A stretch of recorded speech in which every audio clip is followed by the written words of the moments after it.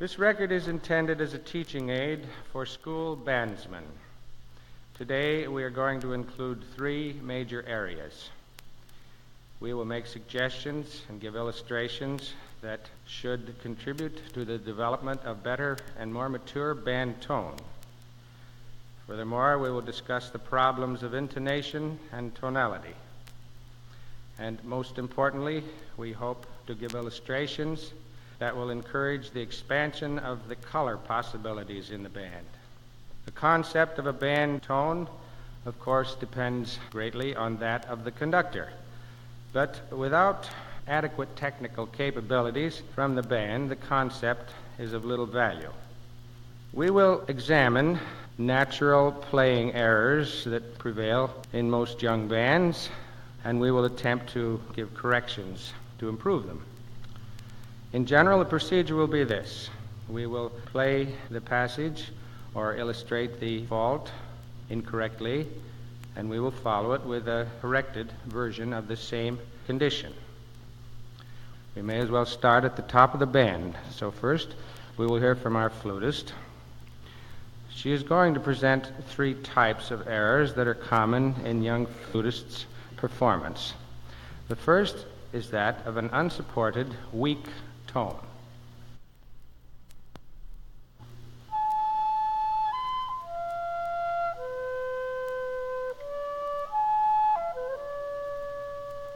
Now she will correct this condition.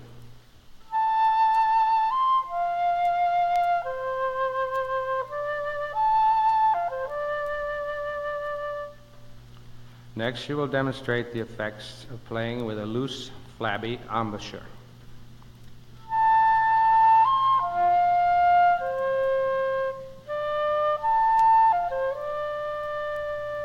And now a better tone.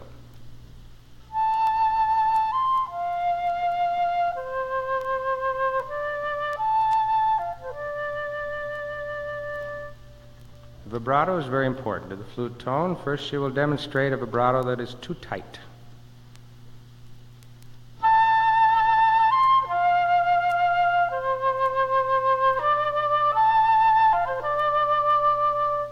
Now a better one.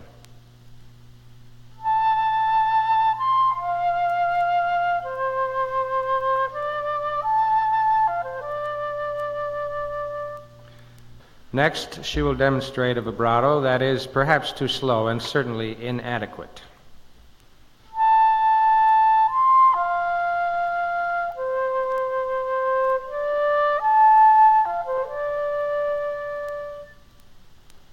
And now a better vibrato.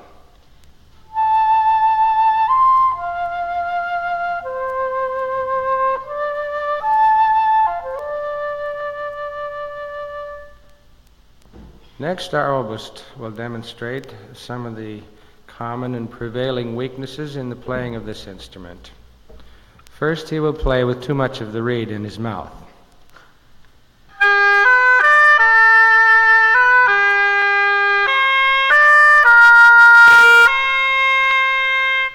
Corrected.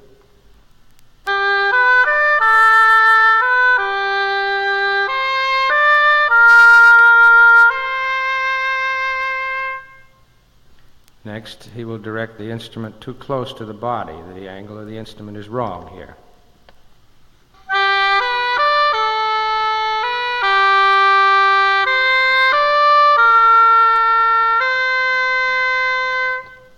A better playing position.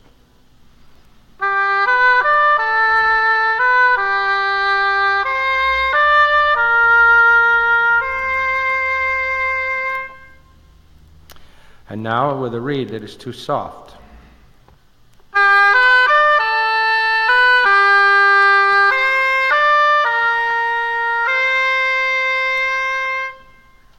And now with a better reed.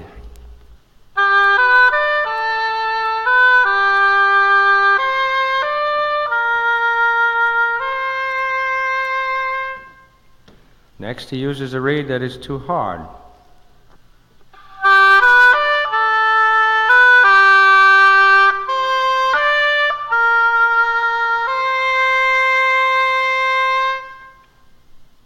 And now, with a better reed.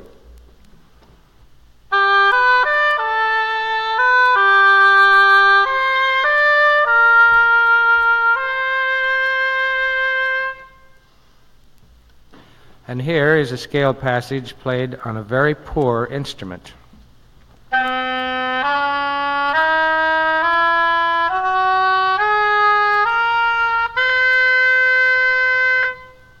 The band realizes, of course, that this record is not like a magic wand that can be held over the heads of the players. It merely intends to use these examples to show the difference between right and wrong.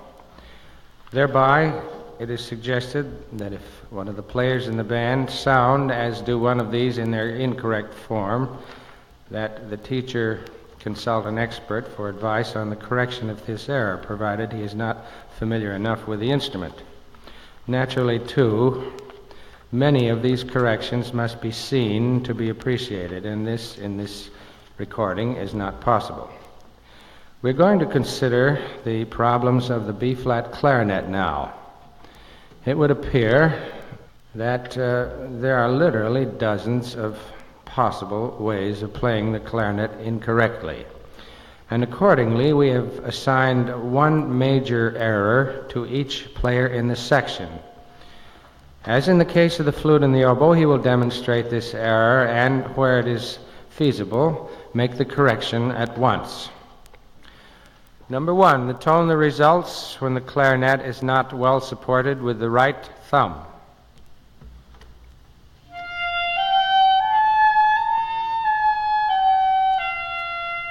And now a supported tone.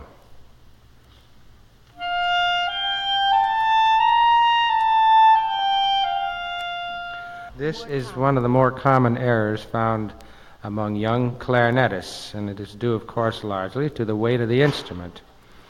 It seems advisable to examine their hand position frequently and to lift the clarinet a little for them to remind them.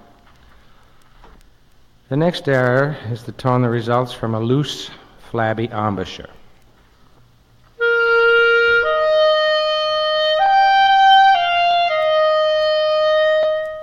With a firm, tight embouchure.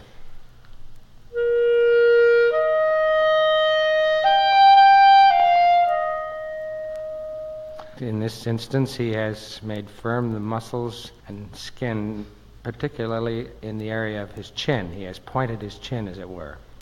Next, the tone that results from inadequate breath. In order to demonstrate this, we have the player let his breath out and then blow the instrument. This is somewhat equivalent to a youngster who has no particularly large breath capacity.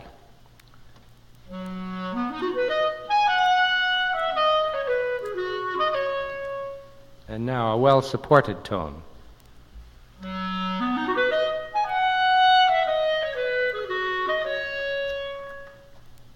Here's an example of a tone that is produced with a tight throat.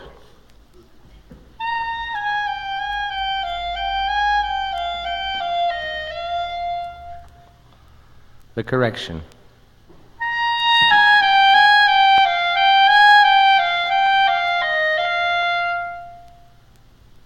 The sound of a clarinet with a reed that is too stiff.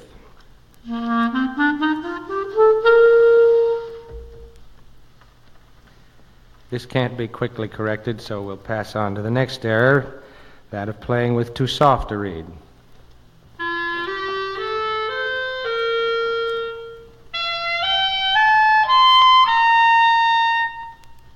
Next, we have a condition of playing with an inadequate or poor mouthpiece. This is a very important consideration in clarinet playing.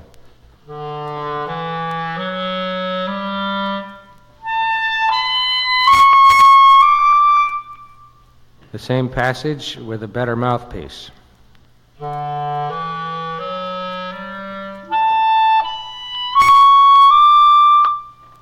When the clarinet is played with too little mouthpiece in the mouth, the resultant sound will be this.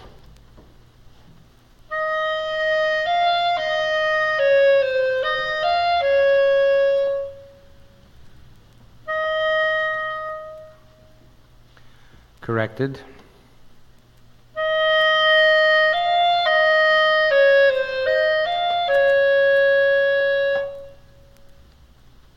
When the clarinet is directed at a position too far from the body, the sound will be like this.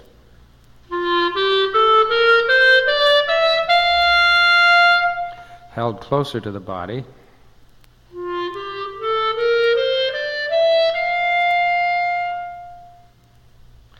Clarinetists who puff cheeks are likely to have this sound.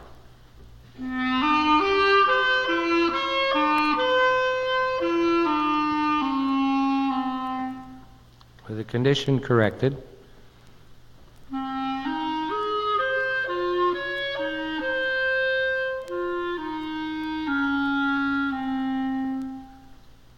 when the clarinet is played with too much of the mouthpiece in the mouth, the resultant sound will be this.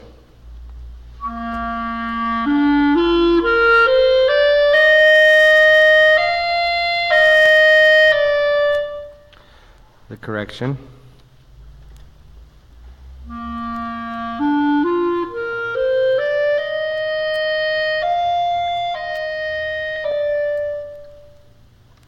The articulation of the clarinet is, of course, of utmost importance. Here's an example wherein the tonguing is much too severe and stiff.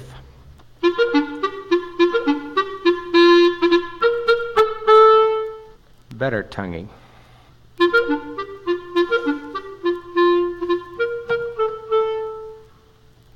Here is an articulated passage wherein the player is allowing the jaw to move as he tongues.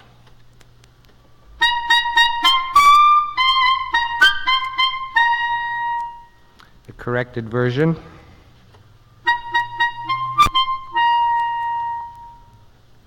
Of course, it goes without saying that proper intonation and tone simply can't be had without good instruments. Here is rather a graphic illustration of the inadequacy of one clarinet.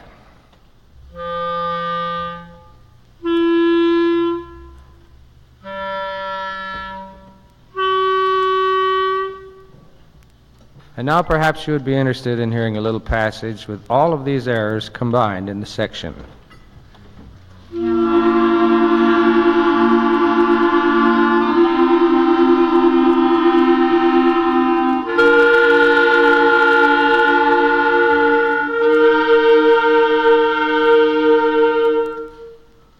The same passage with all of these errors eliminated.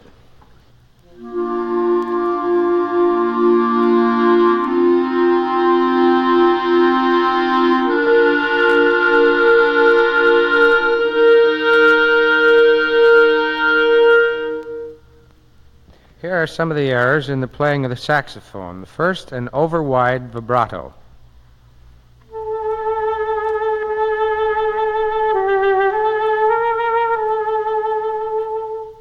A more reasonable one.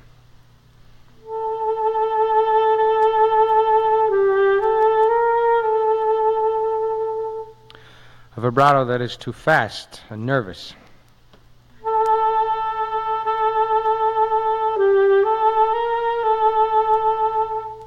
Corrected.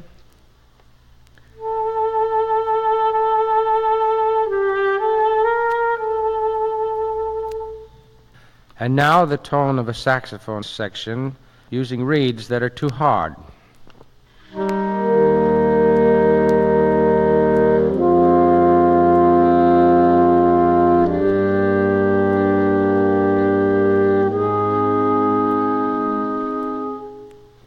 The same section with better reeds.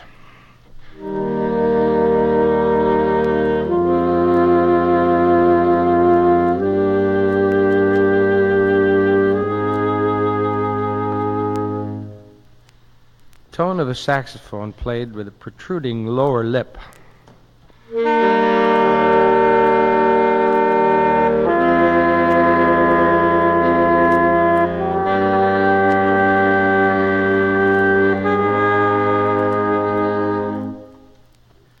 And now with the proper embouchures.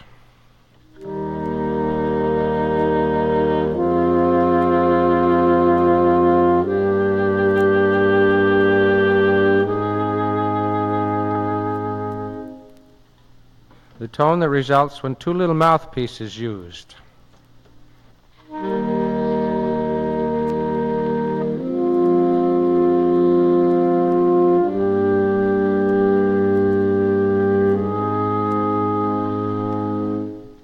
With this condition corrected.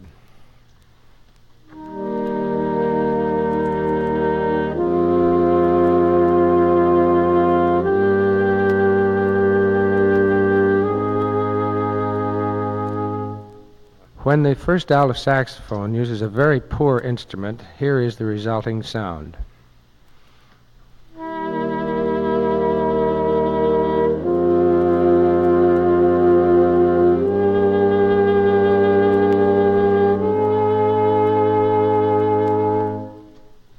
Same section with fine instruments.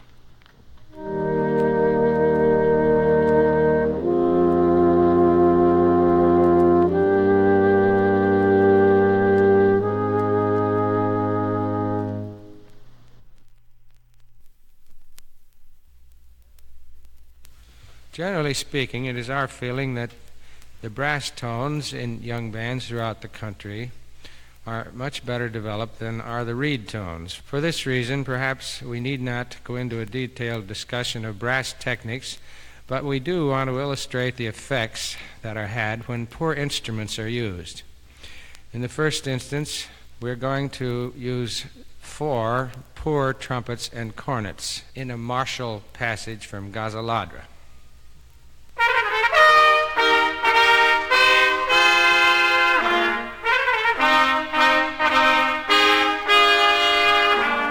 Now here's the same passage played with good instruments.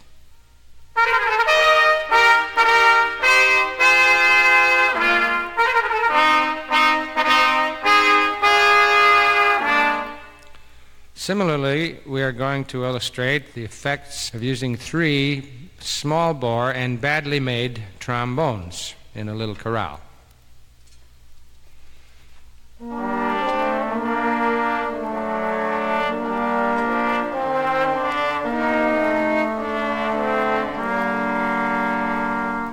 The same passage played on superior instruments.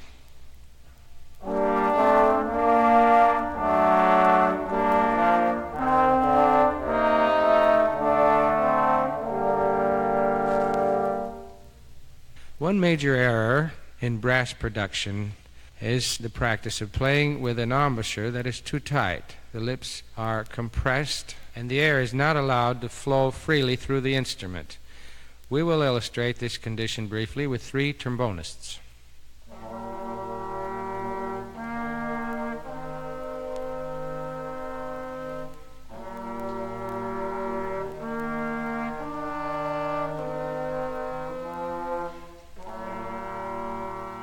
Here's the same passage played correctly.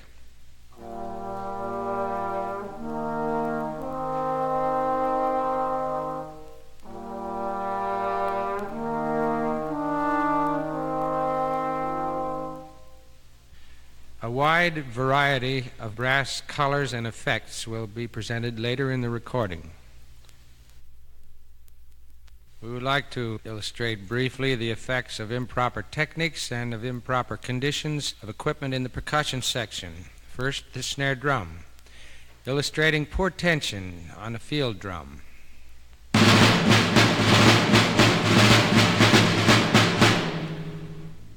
A drum that is better tuned.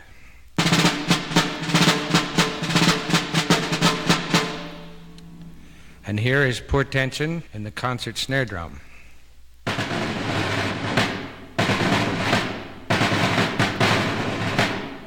And this condition is corrected.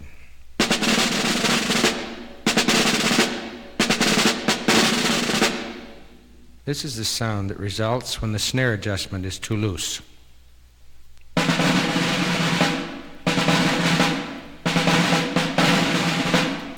And here's a drum better adjusted.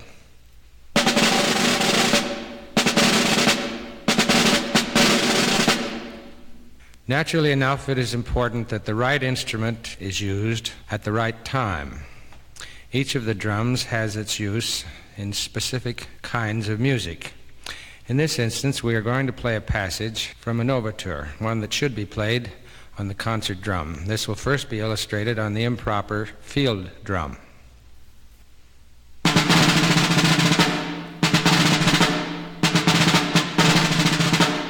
Now the condition will be corrected by playing it on the concert drum.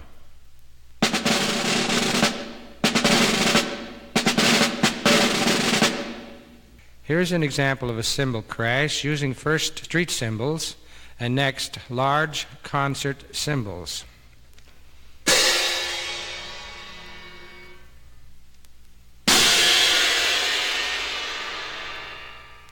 Both of these pairs of cymbals are entirely proper, but each must be used in its place.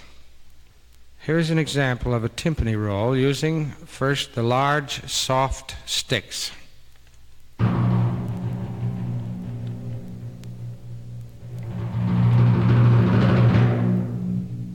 The same roll and the same instruments using hard sticks.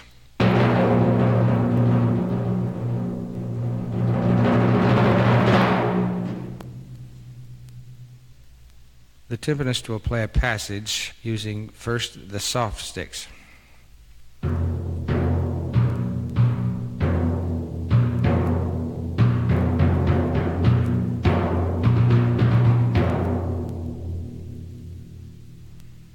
And now with the hard sticks, notice the crisp tone that results.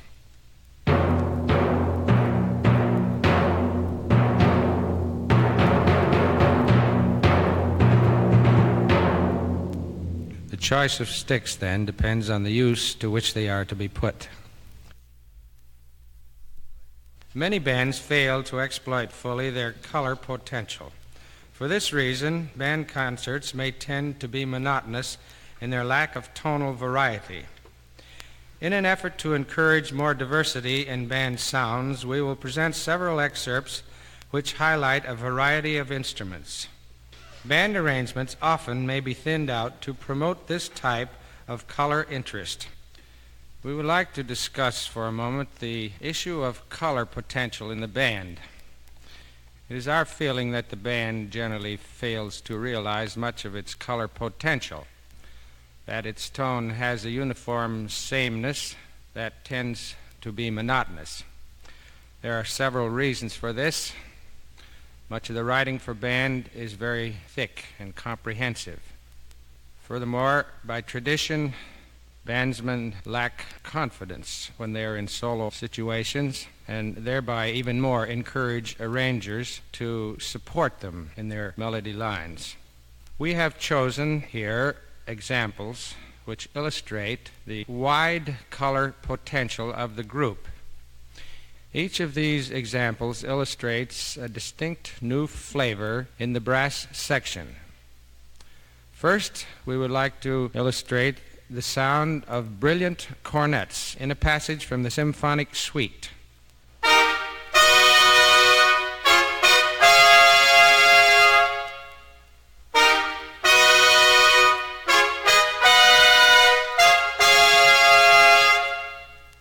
And now the tone of the mellow, low brass section in a chorale from this same symphonic suite by Williams.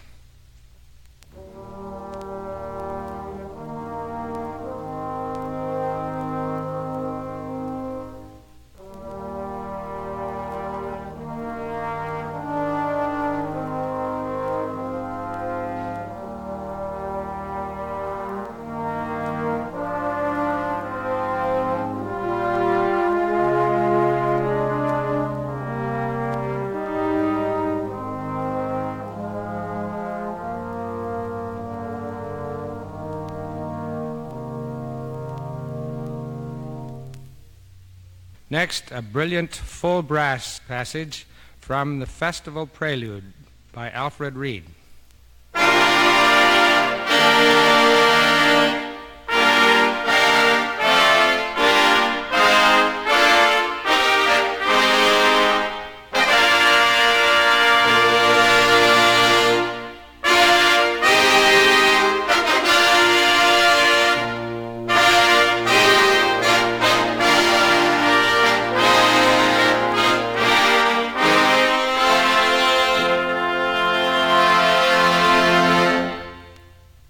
This passage from the Brass Symphony by Alfred Reed shows the power and drive that can be had from the French horn section.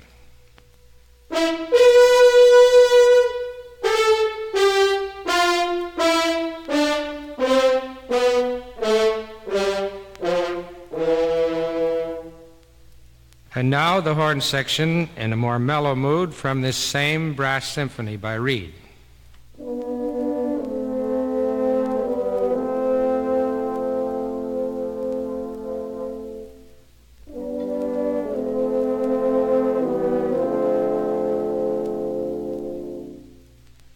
Here is a rather relaxed but dominant trombone tone in the Procession by Ames.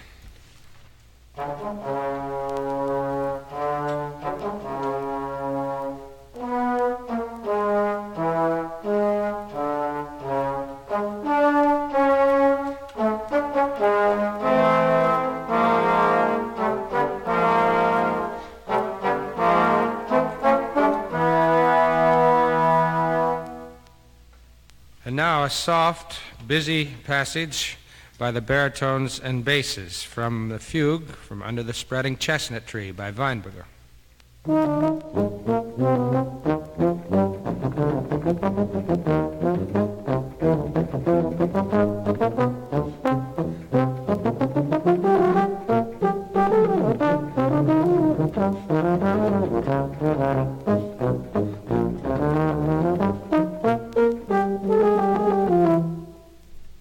And now a mellow but very active cornet section sound from this same piece.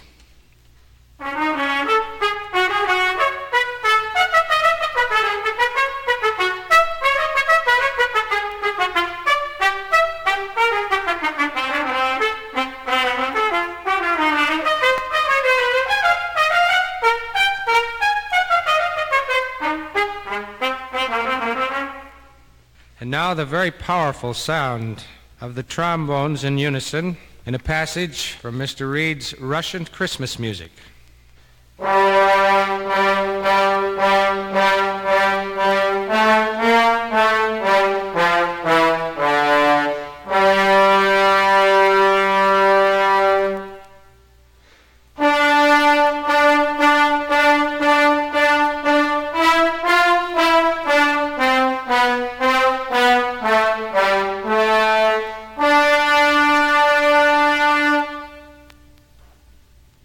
And now the very quiet, mellow effect of the cornets with their cup mutes in a passage from the Brass Symphony.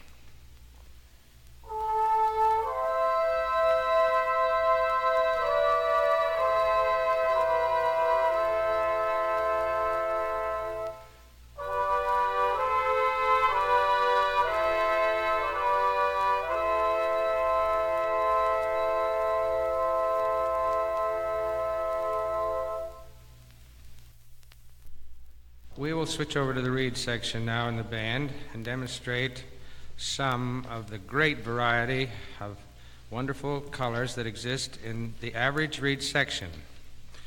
It's our feeling that normally a great many of these are buried in the crowded type of arrangements that bands play. We're going to try to isolate them for you. It's our feeling that these colors could be brought out in the average band as well as in this one. As with the brass, we will start at the top of the section. We're going to play a little passage from Gazaladra, which demonstrates the capabilities of the piccolo.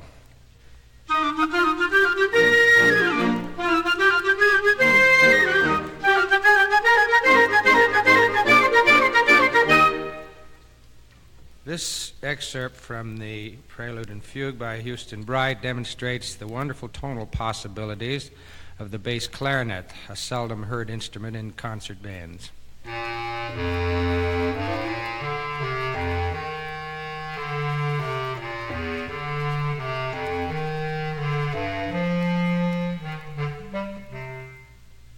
The following excerpts for reeds are taken from the Processional by Ames. And now the soft but mellow tones of unison B-flat clarinets.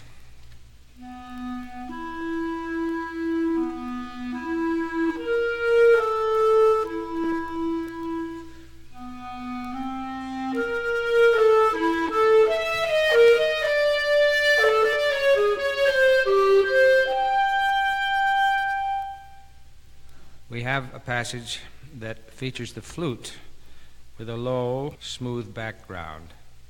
It gives this instrument a rare chance to speak for itself. Most of the time, the instrument is not heard in band performance.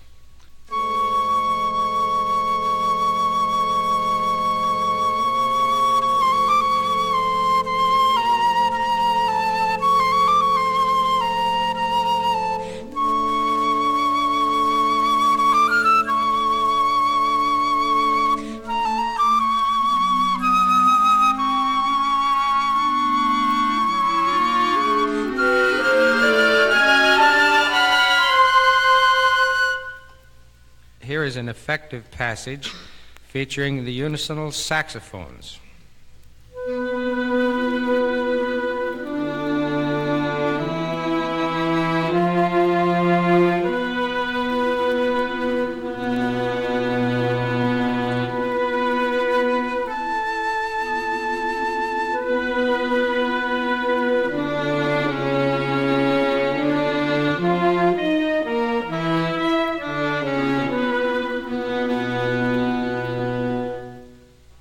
And now, a high, penetrating, shrill sound from the unisono B-flat clarinets. This effect is fine, but it must be used only when it is appropriate to the melody and to the music at hand.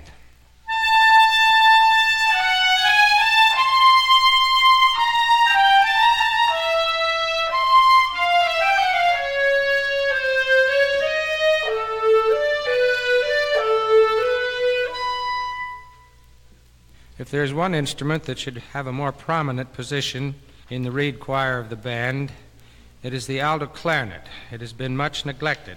Here's a passage from the fugue by Weinberger, which shows them at their best.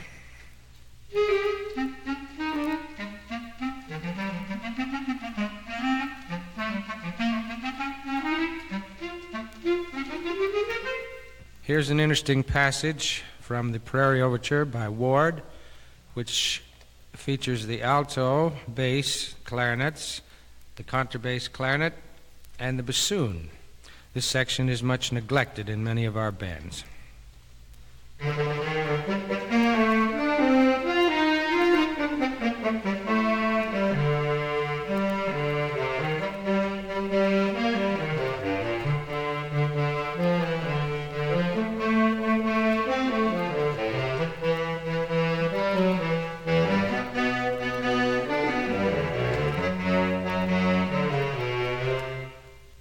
Now an excerpt from the Houston Bright Prelude and Fugue, demonstrating the light staccato capabilities of the reeds, saxophones and clarinets.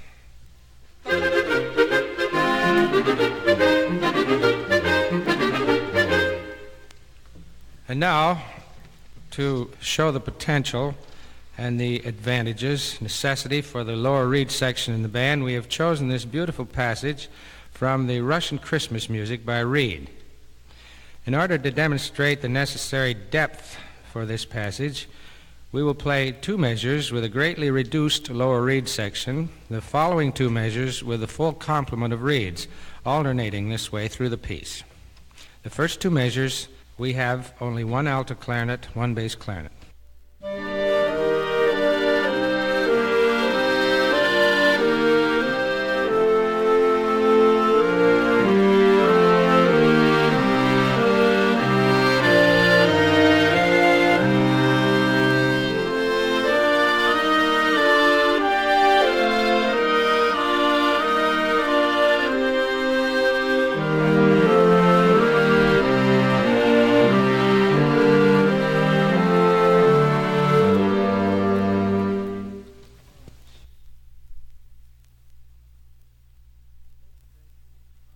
To demonstrate the concert use, many of these colors that we have isolated in the above instances, the band would like to play the Prairie Overture by Robert Ward.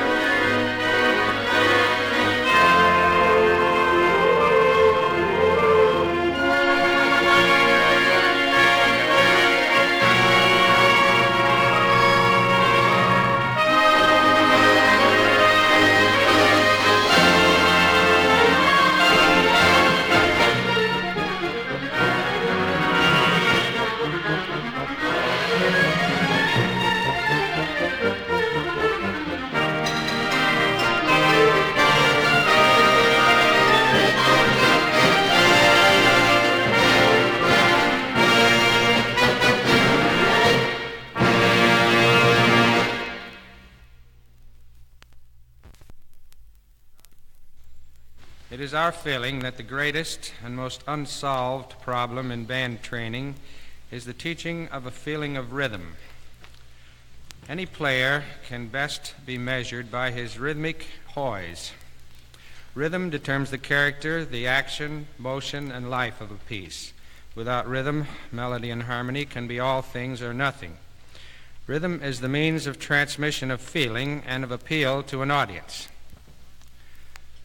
To start this recording, we will ask the organization to play quarter notes to a Leonard Smith chorale.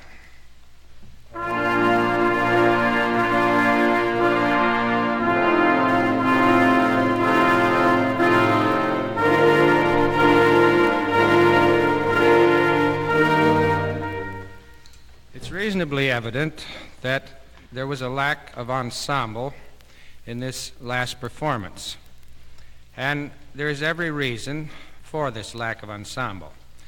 These players were given no specific instruction as to the kind of quarter notes that they were to play. So each player felt that he had a right to choose the one that pleased him best, and as things stood, he did. In other words, the quarter notes had been given no specific rhythm.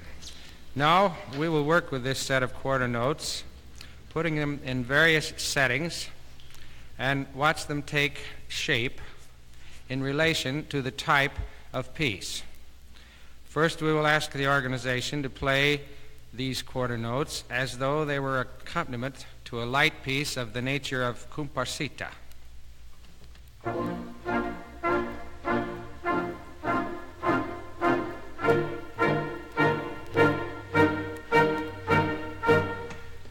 These seem to fit this piece reasonably well. It's a little light, rhythmic allegretto. Now, we'll ask them to play it as though it were the background to a grand march.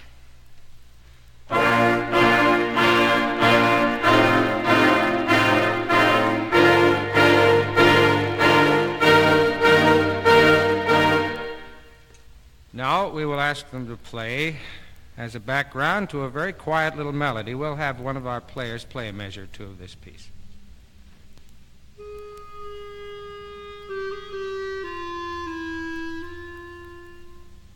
This is a slow theme from the Overture Phèdre. Now we'll have the band fit the quarter note background into this melody.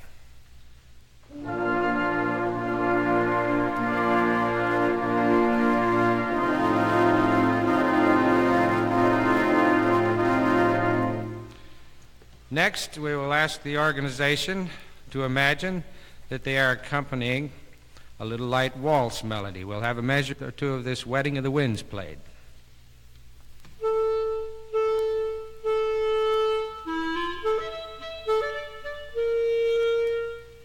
Now the band will fit the quarter notes to this type of piece.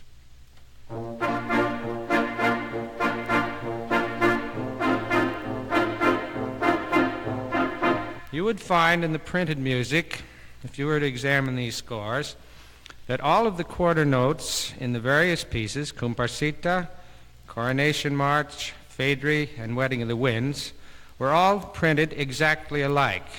It is small wonder, then, that our young bands fail to give them any definite meaning unless they are so directed by their teacher.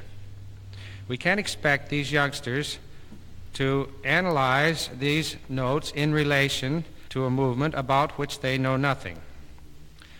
So it would be our suggestion, therefore, that any piece be explained as thoroughly as possible to the organization in order that they may give their part more meaning. Our problems in rhythm really begin when we find combinations of note values.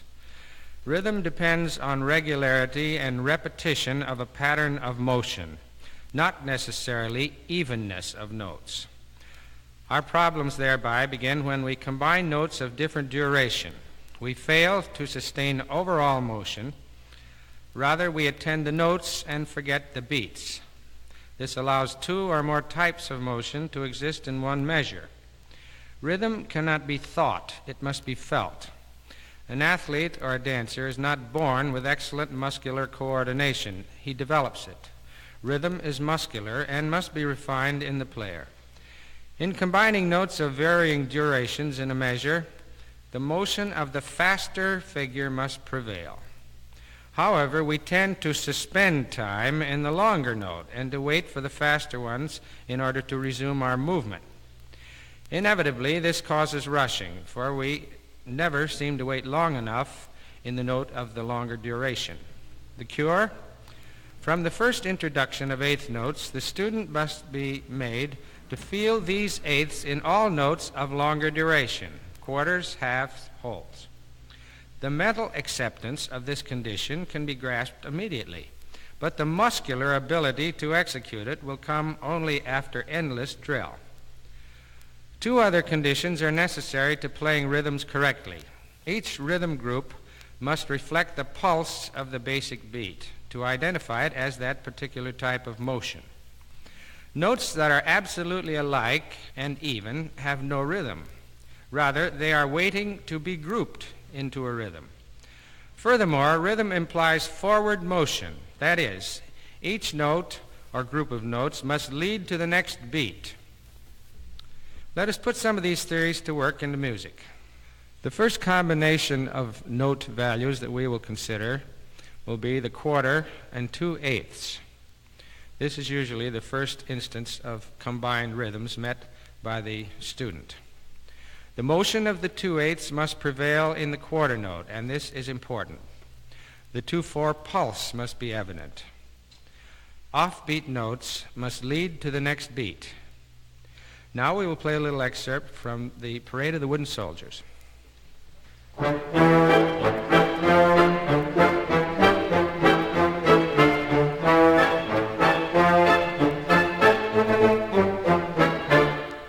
Without the feeling of the eighth note motion in the quarter notes, the band would tend to rush slightly. The effect would be an uneven one, perhaps, rather than rushing.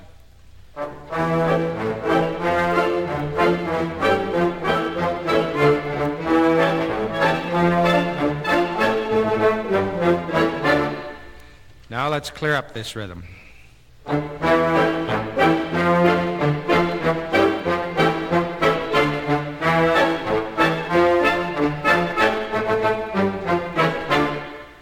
Another error that tends to appear here is the sliding of the final eighth note. To illustrate this, we will have the trombone section play, paying not enough attention to the final eighth in each group of two. This, too, will cause rushing.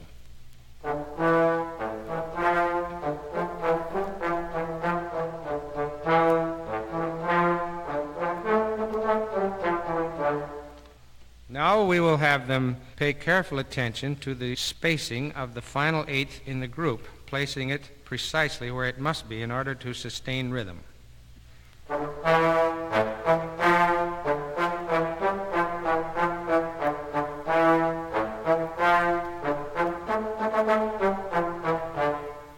In general, it will be found that the final notes in beats or in measures are the ones that are likely to cause or encourage rushing. It is the neglect of these notes that causes this condition. This can be corrected in great part by a feeling of crescendo as the 2/8 notes are played, rather than a feeling of decrescendo. We will have this illustrated by the section.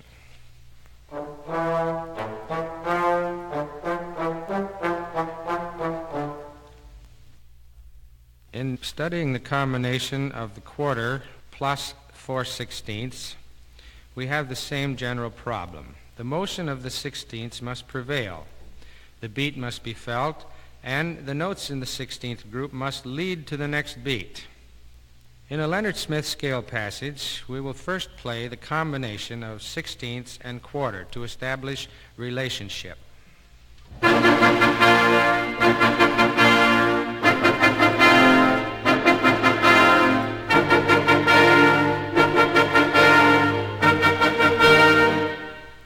If the organization had not the 16ths in mind as they play the quarter, the chances are that they would have rushed into the next group of 16ths. We'll ask them now to imagine that a quarter note is a unit and that it has no relation to the beats on either side of it, as it were.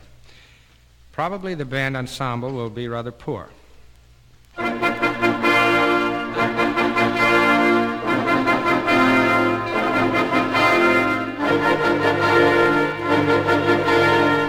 In this instance, the organization had literally two kinds of motion in the same measure. The motion of isolated quarter notes held to a convenient length, and of course the motion of the sixteenths. In this type of figure, it is also necessary, as we mentioned a moment ago, that the sixteenths lead into the next beat. In order to illustrate this feeling, we are going to have the organization play the 16th group, omitting the first one, and leading the 3/16 into the next beat. This gives us a feeling of motion.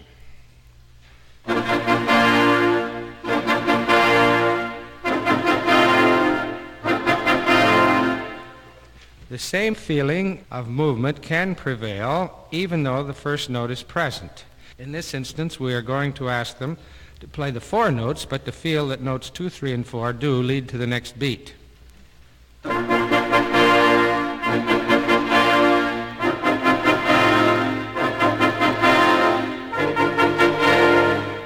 This prevents the isolated, choppy feeling that might prevail if the band were to play precisely what appears on paper, groups of 4/16ths with an implied stopping place after each fourth note. We'll have the organization attempt to play precisely what is written.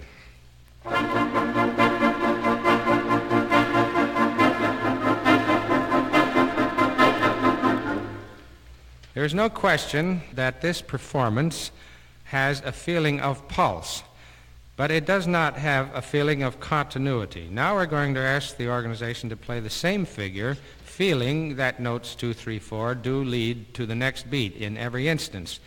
This will have a definite pulse and feeling of rhythm, and will also be much smoother.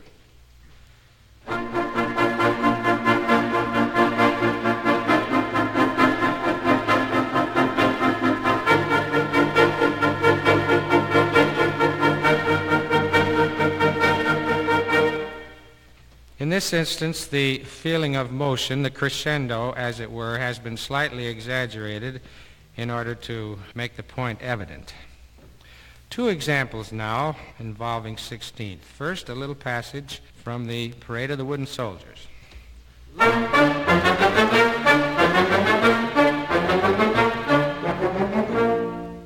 The preceding passage will illustrate the necessity for the feel of the 16th notes in the first beat, the 8th notes. The tendency there is to treat the 8th notes separately and to rush into the 16th notes.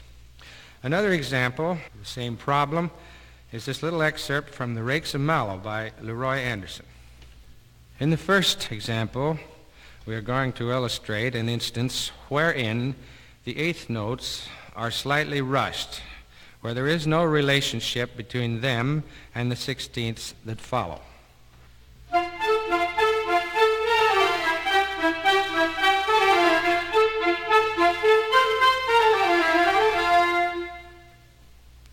If these players had the feeling of 16ths in the first beat, this condition could not exist. Now we will correct it, giving proper spacing and time value to the 8th notes in relation to the 16ths.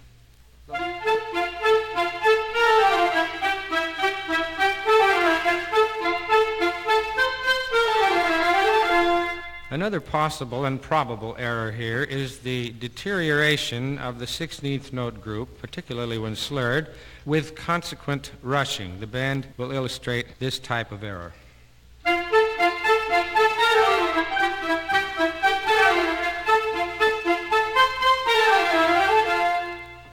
Now this condition of rushing the 16ths will be corrected.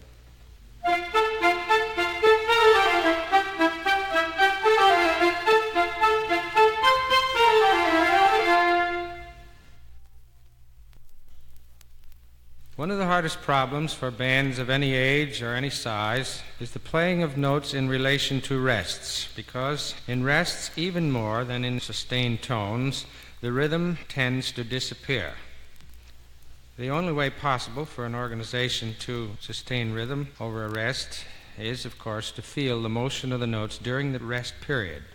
We're going to ask the organization to play 4/16, a quarter rest, repeat that condition, see whether or not they sustain the motion of the 16ths during the rest.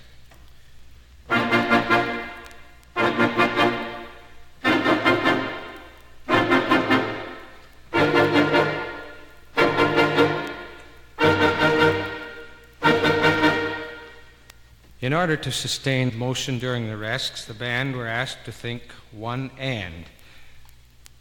The feeling of 16ths is perhaps a little confusing at that speed. If the beat is divided, it does enable the players to sustain the feeling of motion.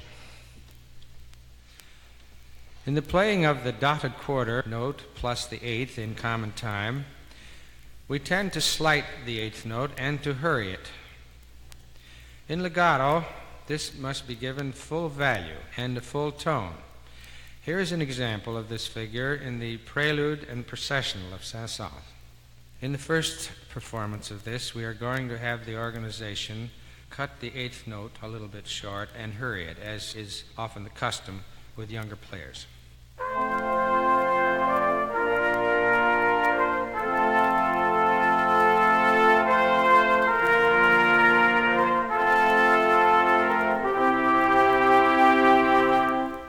Performance of this type lacks smoothness and continuity.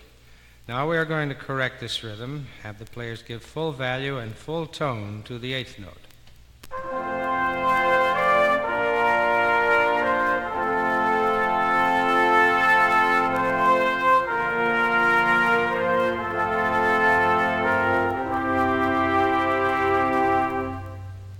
When this figure appears in a detached form, players tend again to hurry the eighth note, causing general rushing. Also, they tend to use a careless articulation from the eighth to the next note. We will illustrate this situation in a movement from the Beethoven Suite for Band in the Polonaise.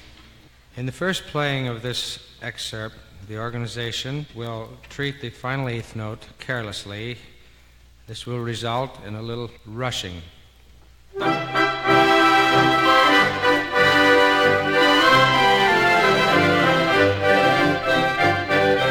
Now, proper attention and spacing will be given to the final eighth note in each measure. This will dignify and clarify the rhythm.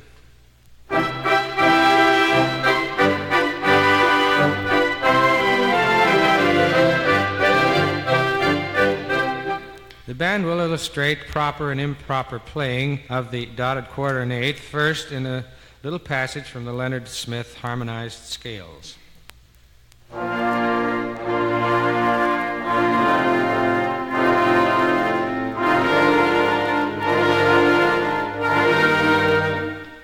In this instance, the eighth notes tend to be played very carelessly, a little bit late, and with a legato effect leading into the next measure. Now the band will clarify the eighth note and thereby improve the rhythm.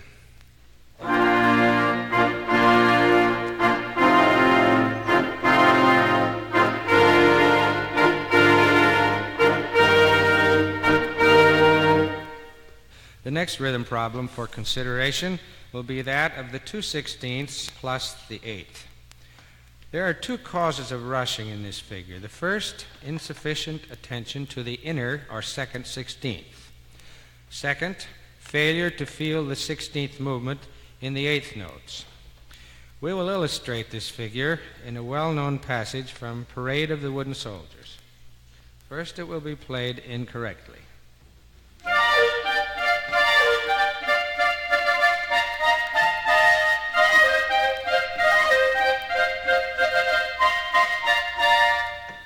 This figure will now be played correctly with proper attention to the 16ths and with a relationship between eighths and 16ths.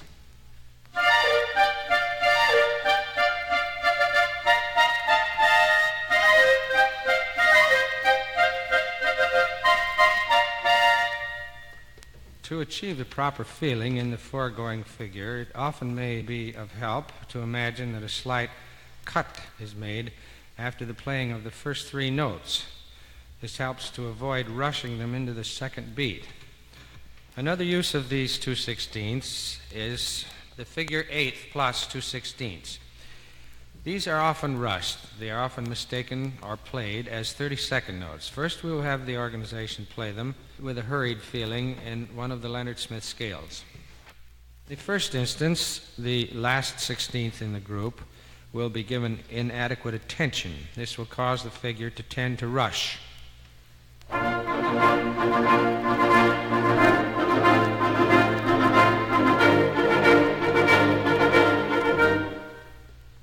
Now, the tonguing will be improved. The second 16th note will be given more attention. In effect, the band will feel a crescendo leading into the next eighth note. This will give the rhythm continuity.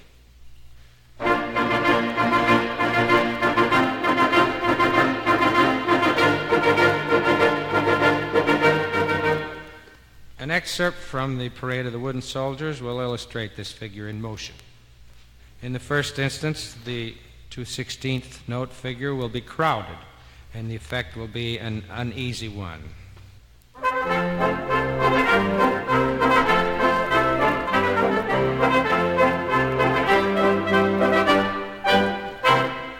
Now, more attention and better articulation will be given the second of each group of 16ths. The rhythm will be steadier.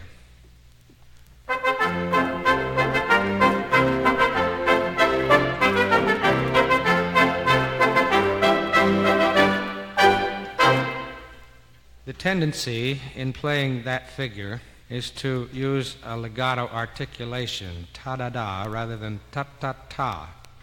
The reason is that it is easier. A figure that is rather more difficult to execute, even when well understood, is that of the 16th rest plus 3/16th notes. This figure tends to be played too late, resulting in a confused triplet feeling. To put into rhythm, we must concentrate on the middle note of the three. The band will first illustrate the playing of this figure in a harmonized scale passage.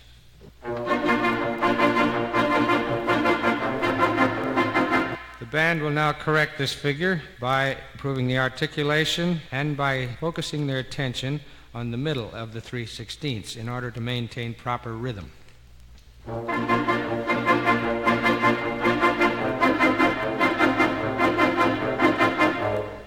An excerpt from the little piece Comparsita will illustrate the playing of this rhythm.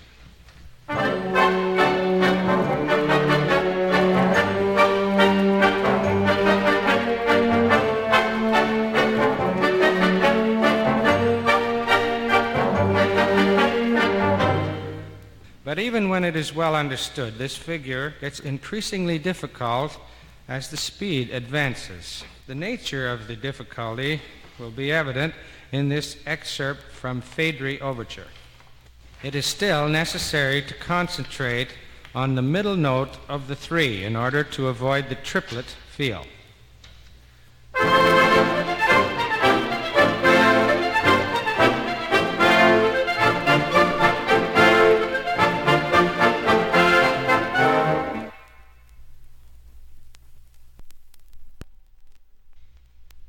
The syncopated figure of eighth, quarter eighth, common as it is, lends itself easily to two errors. The first, over-accenting of the inner or syncopated note. The next, careless articulation of the final note leading into the next group. The band will illustrate these errors first in a harmonized scale passage.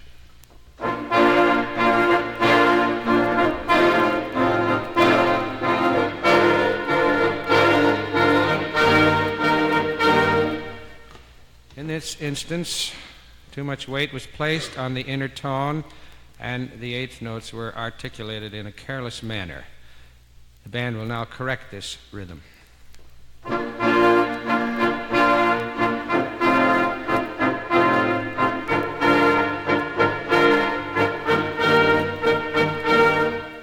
It is suggested that this figure may be played better if the organization practices the outside notes of the figure, omitting for the time being the inner or normally accented note.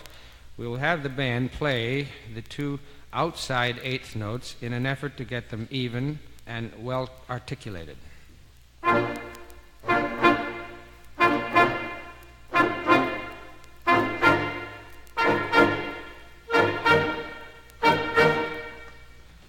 Now the quarter note will be added, but it will not be given too much emphasis.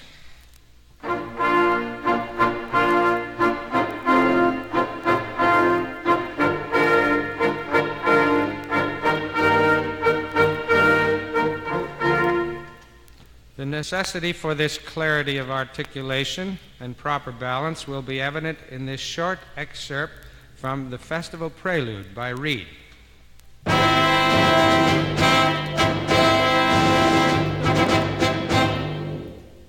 We come now to the much abused but ever popular dotted eighth and 16th. When this figure is slow and legato, we should tend to round off the 16th. Being too literal will make it choppy and rough. Actually, it tends, in this instance, to lean toward the triplet feel. An example of this occurs in the Handel air.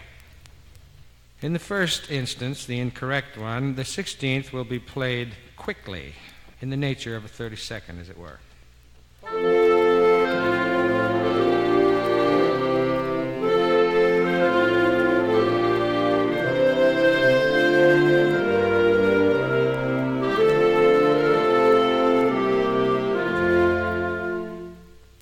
Execution of this kind would tend to break up the melody line. Also, there is great danger when the note is played as late and as quickly as this that it will be accented, as was the case in this previous performance. Now, the 16th will be rounded off to make the melody more smooth and flowing.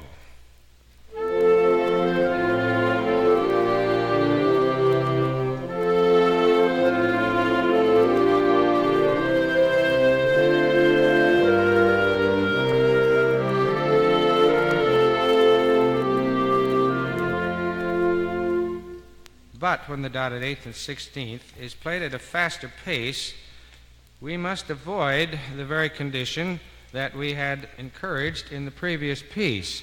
We must be sure that the dotted eighth and 16th does not resemble a triplet. Interesting use is made of this figure in the Festival Prelude of Alfred Reed. First, the figure will be played in the manner of a lazy triplet.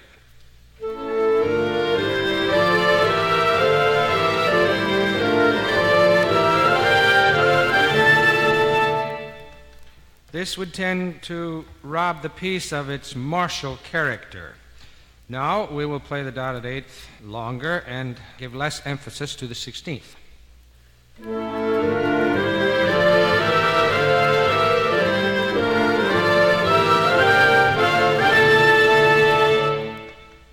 When this figure is played at fast tempos, the 16th note can no longer be related to the dotted eighth. Rather, it must be played in the nature of a grace note belonging to the following note.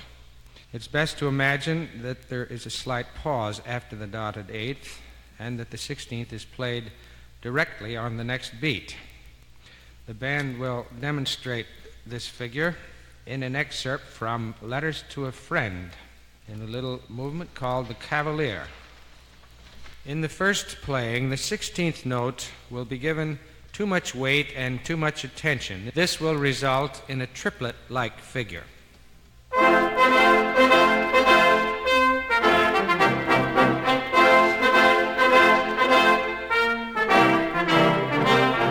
And now the correction, the emphasis on the dotted eighth and the 16th note played as a grace note leading into the next beat.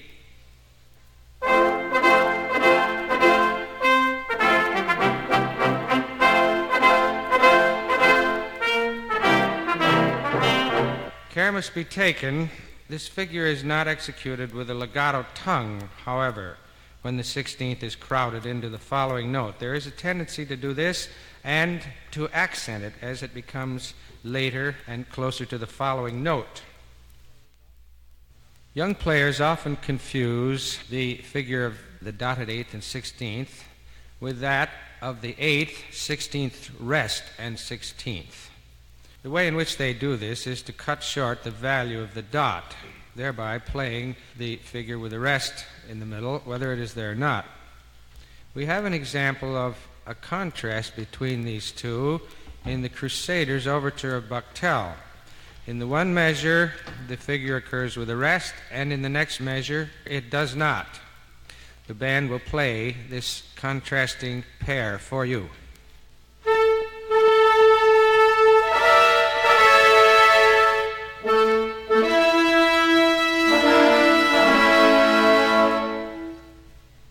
If the value of the dotted note were not observed here, there would be no contrast between these two figures.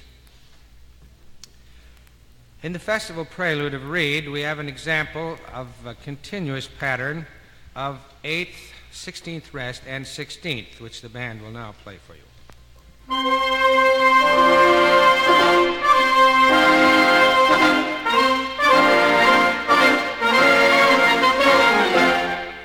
There are two possible errors here. The usual one will be that the figure will become a triplet. Beyond that, there is a tendency to cut the value of the 8th note to the point where it has no tone. Either of these is incorrect. The band will now demonstrate the triplet effect.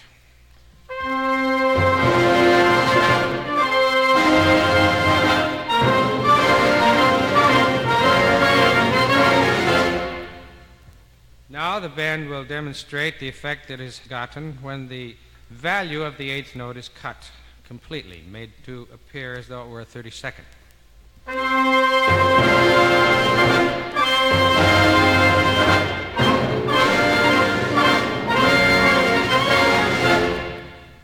The disadvantage in this, of course, is that it deprives the band of much needed tone and continuity. The figure will now be played correctly for you.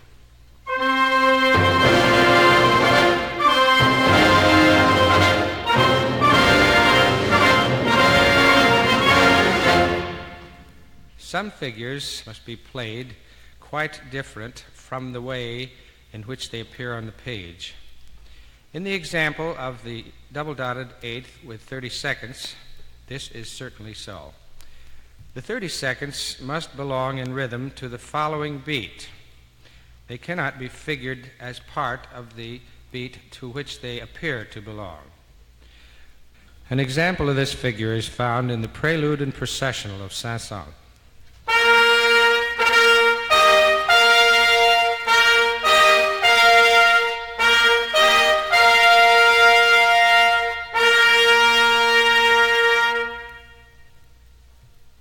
Another instance of this figure occurs in the festival prelude, parts of which were just played. We will isolate this brass figure.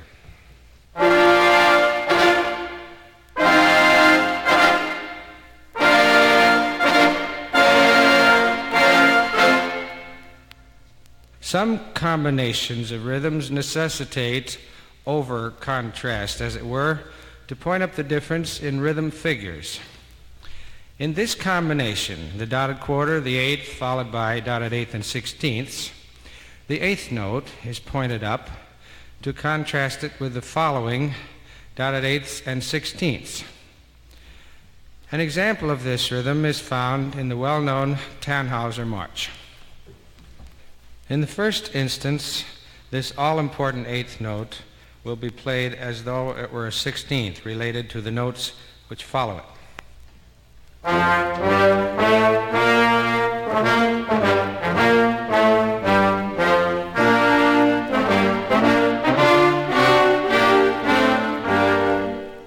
Now the 8th note will be properly spaced and given correct value.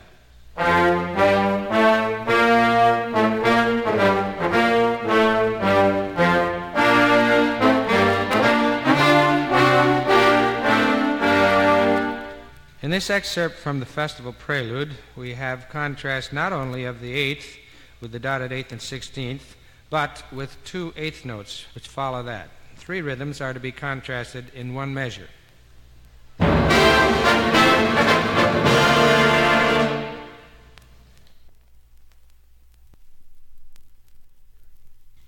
Our next series of rhythm patterns to be considered are in compound time. It seems most logical to start with the triplet, 3 notes to the beat, and to analyze its problems, if any. It would appear that there are 2 tendencies toward incorrect performance, the first of which is the bunching of the 3 notes, causing a small space in between groups of triplets. In order to demonstrate this, first we will play this effect in a little harmonized scale passage.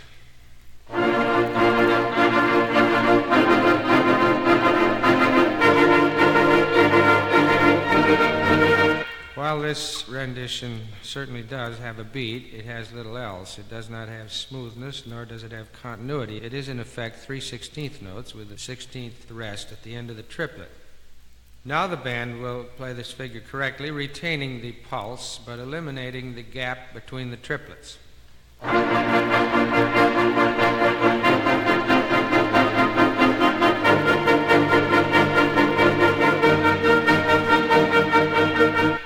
The next error, and perhaps one that is much more common than the above, is the practice of playing notes entirely without beat or without rhythm. This habit is commonly found among younger players. To demonstrate this, the band will play a series of supposed triplets entirely without form or without beat or accent or pulse.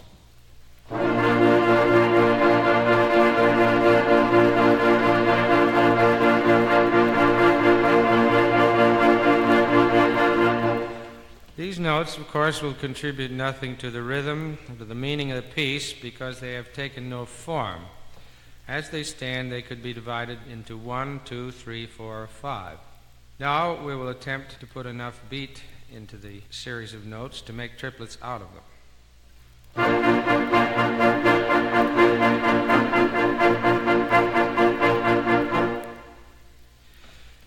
We will demonstrate the playing of triplets in an excerpt from the Minutemen March. First, we will play them with the bunched triplet effect.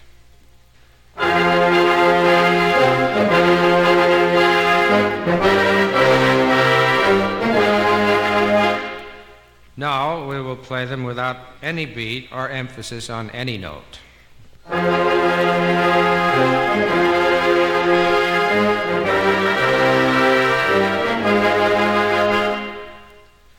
Now we will play them in the corrected form with a normally efficient pulse on the first of each 3 notes.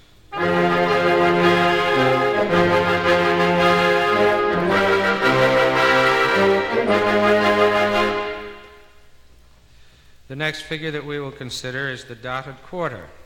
It has a very common error in that we fail, as a rule, to feel the movement of the triplet when we are playing this note. As in the instance of the quarter with the 2/8, we then are likely to have 2 different rhythms moving in the same measure. The correction, of course, is to train the organization to feel the movement of the triplet in any note longer than the triplets. Let us demonstrate this rhythm in an excerpt from the Handicap March. If the players do not feel the triplets moving through these dotted quarter notes, the rhythm will tend to rush ahead. This type of casual performance not only will affect the rhythm, but it will affect the tone quality of the dotted quarter note.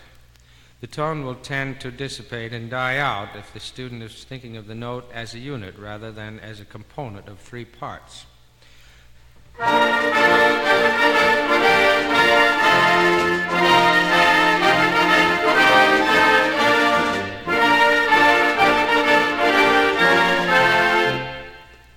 Band will now play this same combination of rhythms, keeping the rhythm of the 3 notes going through the 1.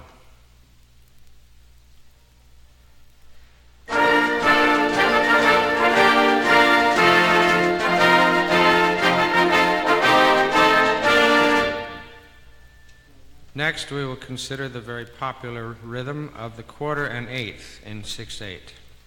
The error here, of course, is that the feeling of the eighth notes does not move through the quarter. Inevitably, this leads to rushing. Also, in hurrying out of the eighth note into the next beat, we tend to rush. The correction would be to feel the eighth notes while playing the quarter. Also, to keep the eighth note, the second note of the two, well spaced. Do not slur it into the following note, but tongue it cleanly. We have a counter melody from the Minutemen March which demonstrates this rhythm rather well.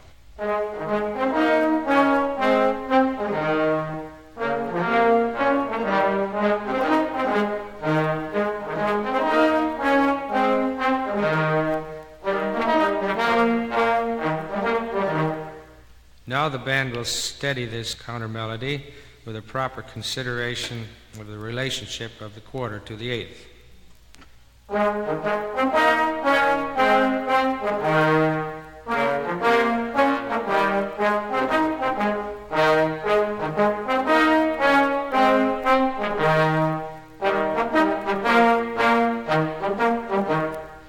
The rhythm of the triplet has been improved by proper relationship of notes and by deliberate care in playing the eighth note, avoiding rushing it and using a clean articulation for the note. The next rhythm combination will be that of the dotted quarter when it is tied to the first note of a succeeding triplet. The error, of course, is that there is no motion of the triplet in the dotted quarter.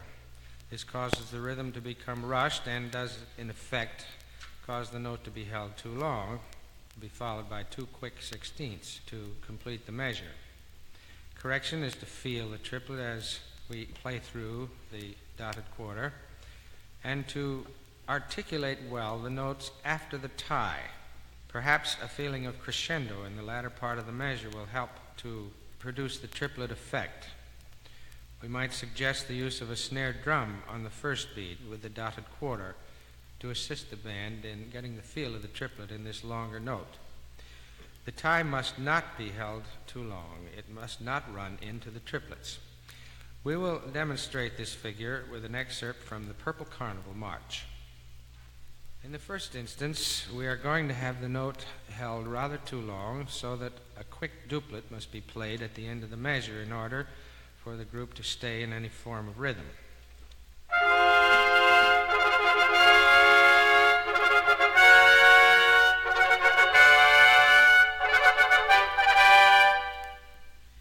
The reason for this duplet sound is that they are holding the first note so long that there is nothing else that can be done in that measure.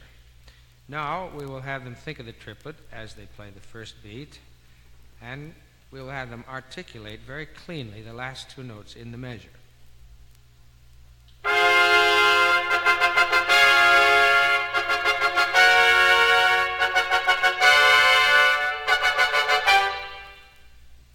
A more difficult combination of eighth and quarter in 6/8 time is the rhythm wherein the eighth note appears first.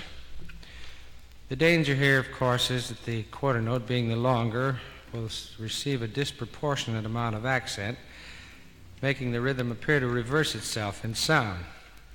We will demonstrate this rhythm in one of the Leonard Smith harmonized scales. We will play this rhythm first with too much emphasis on the longer or second note.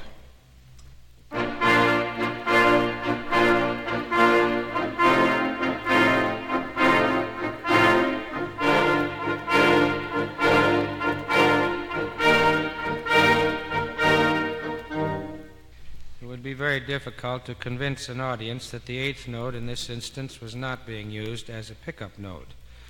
Now we will give the eighth note proper emphasis.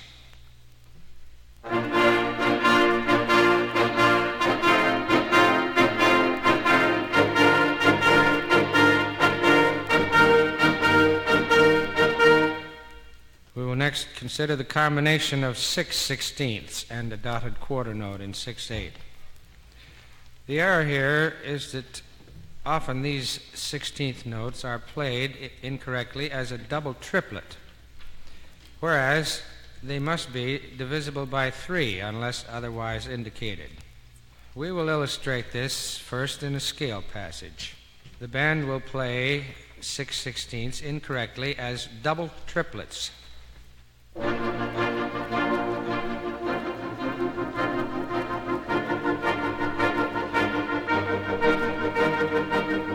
And now the correction, a group of 6 that are divisible by 3 so that a triplet may be played with them.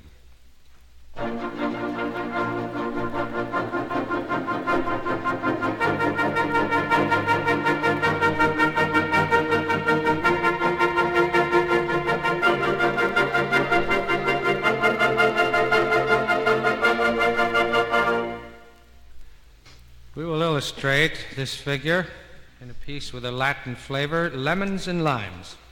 The improbability of dividing these groups of 6 into 2 will be evident when the decidedly 3/4 brass figure is heard a few measures later.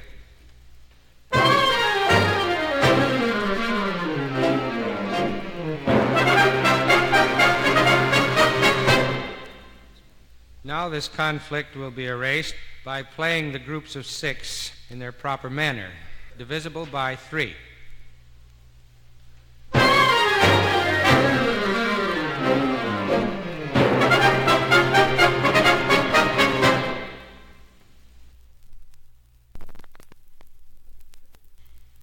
We will consider the rhythm of the 8th plus 4/16 in 6/8 time. The error here is that generally one is inclined to rush away from the 8th due to worry over the articulation of the 4 notes. Also, the figure tends to disintegrate as it proceeds, to get softer. The correction would be to bring out the 3rd 16th, in other words, to retain the feeling of the triplet. Also, to feel that the 4/16ths are leading into the next beat rather than that they are attached, as it were, in rhythm to the first note. We will have the organization demonstrate this rhythm incorrectly, rushing off of the 8th note too soon to the 16ths. There will not be a feeling of triplets here, but rather a panic.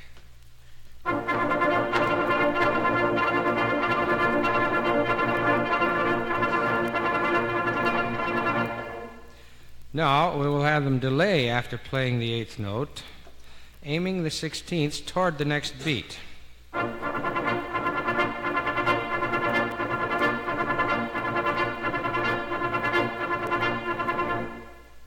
This maintains not only the rhythm but the tone quality of the 16ths. They don't tend to deteriorate as we go through the group.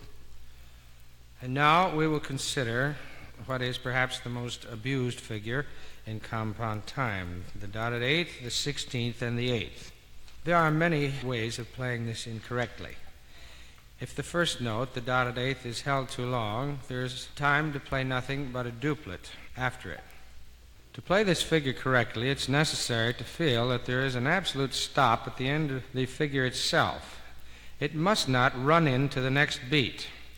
First, we will have this figure played incorrectly in an excerpt from March and Chorale by Washburn.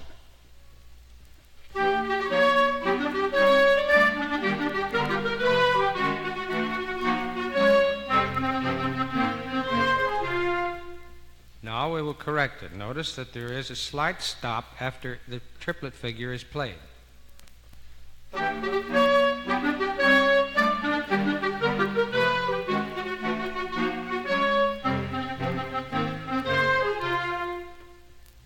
Successive triplets tend to become bunched and uneven, particularly when they are played at high speed.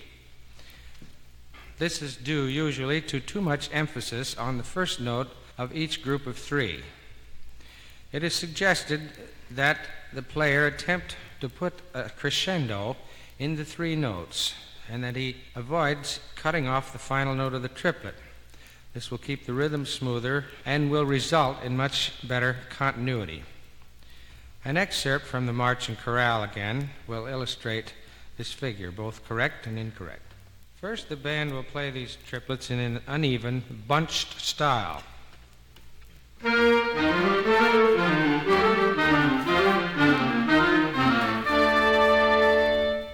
This condition would become even more probable if the tempo were very fast. We'll play this passage at high speed.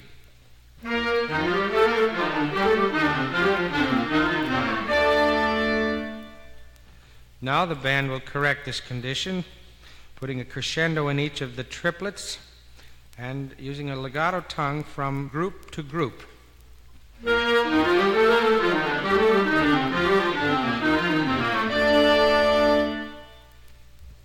Perhaps the simplest of all compound figures is the one that is least well played, the figure of eighth note, eighth rest, and eighth note.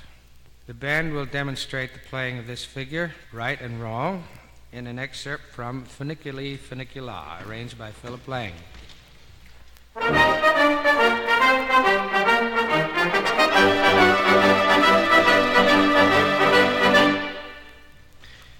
It is easy to fall into this trap using the legato soft tongue because it is much more difficult to tongue this figure correctly.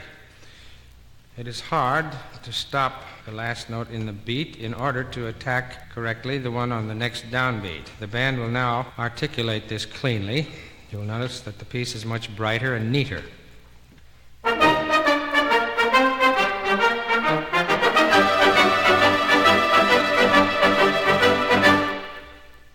A difficult rhythm in 6/8 is that of the eighth rest followed by 2 eighth notes.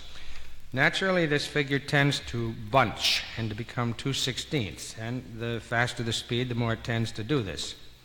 If proper attention and weight are given to the last note in each group, this error can be avoided. First, the organization will demonstrate this figure incorrectly in a harmonized scale passage.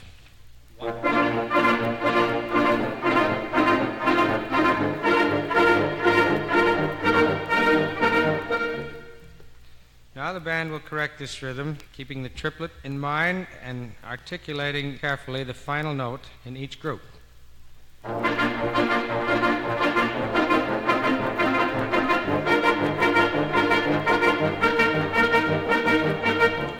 An even more troublesome figure may be that of the eighth rest, and eighth note in 6/8 time. The tendency, of course, is to play this note too soon. If the band will think of the coming downbeat beyond the note, probably the rhythm can be retained. We will demonstrate this rhythm in another excerpt from Funiculi Funicula.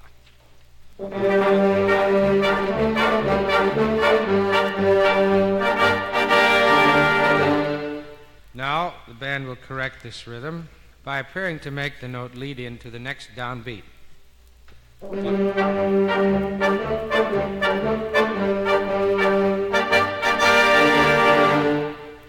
Let us contrast these two figures in the Purple Carnival March.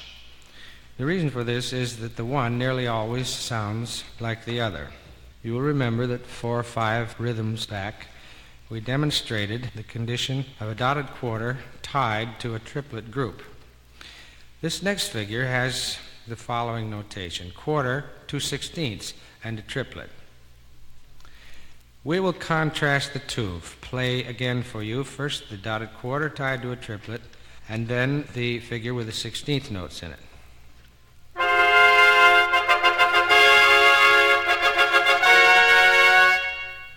And now the other figure.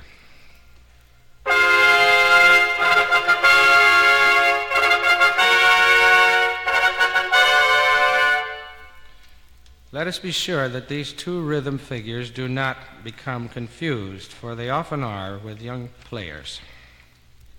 When combinations of rhythms in both common and compound time occur, we must be doubly careful that they do not merge and become one or the other, usually triplets. In this excerpt from the Festival Prelude by Reed, the melody line has the figure dotted 8th and 16th. The basic accompaniment in the baritone is triplets. First, we will play the dotted 8th and 16th carelessly so that it merges with the triplet accompaniment.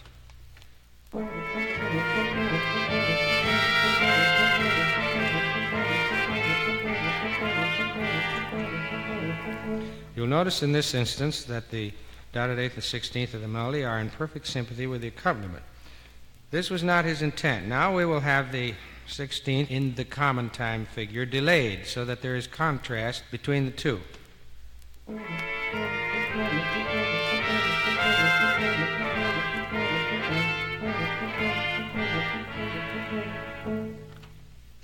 In this example from the Festival Prelude, we find the combination of a duplet followed by a triplet. Played correctly, the triplet must be dragged out, as it were. It must be played deliberately so that it does not appear to become 3/16 with the rest after it. First, we'll play the triplet in a rushed manner.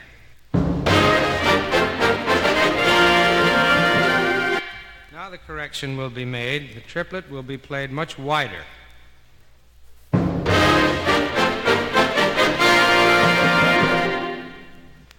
An even more precarious condition is the occurrence of a dotted eighth and 16th followed by a triplet. In this same piece, we will demonstrate the combination of these two rhythms. It is necessary to delay the 16th in the dotted eighth and 16th rhythm in order that it contrasts with the following triplet. In the first performance of it, we will play it incorrectly so that it appears to be a triplet figure.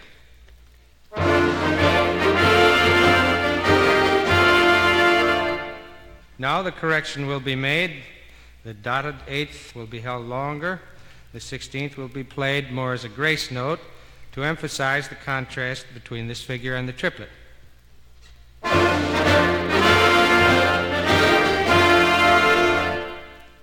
When a triplet occurs in common time, surrounded by common time rhythms, we must again have wide contrast. In the instance of a dotted quarter note, an eighth, followed by a triplet, we must emphasize the common time feeling through the first two beats so that the eighth note does not merge into the triplet rhythm.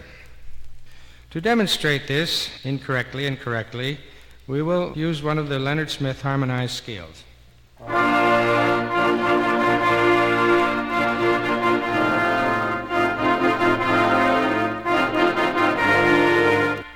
We will now correct it by proper attention to the eighth note in the second beat.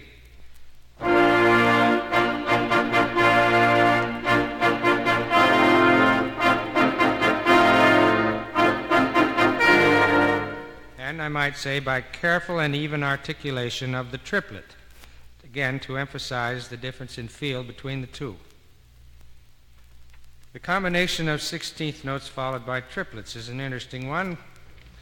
We have an example of that in the Prairie Overture. The tendency, naturally enough, is to rush the triplets, having played a group of sixteenths. In the first performance of this rhythm combination, we will commit the usual error of hurrying the triplets, having been preceded by 16th notes.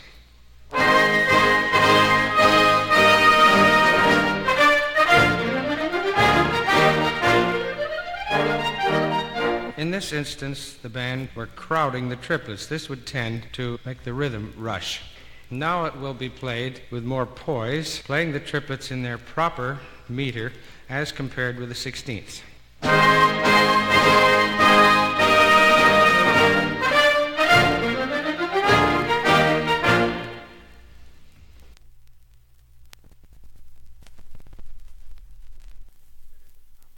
We will consider the topics of intonation and tonality. For convenience, let us distinguish between them in the following way. Intonation will be considered as a problem arriving at a definite pitch by the aid of a tuning note or a tuning instrument. Tonality will be thought of as a condition of key or chord awareness. The problem in tuning is to induce students to utilize their abilities. The horn pitch must be made to match the pitch that the student hears and would sing. In this way, we may make use of the voice as an aid in inducing intonation and tonality in the band. Let us illustrate the principle of utilizing the band voices as a means of correcting pitch difficulties.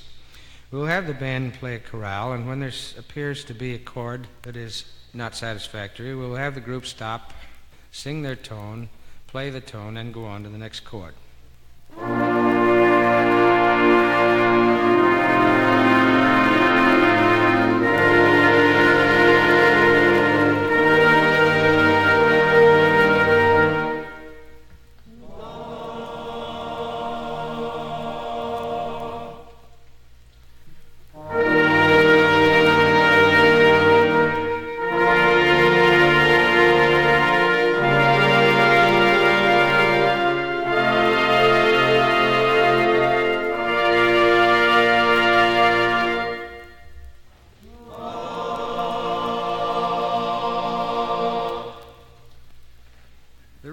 for this type of procedure is to show the student the faults either of his instrument or of the method in which he plays the instrument.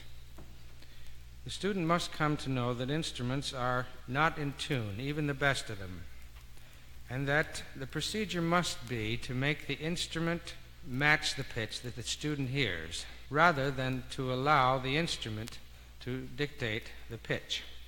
Another device for increasing awareness of intonation and tonality is in the practice of having a common chord or common tone sustained from measure to measure. In this next scale passage, we will have any student who has a repeated note from one measure to the next sustain that note while the others stop. This gives this student or students the opportunity to listen and to match that note with others who may have it.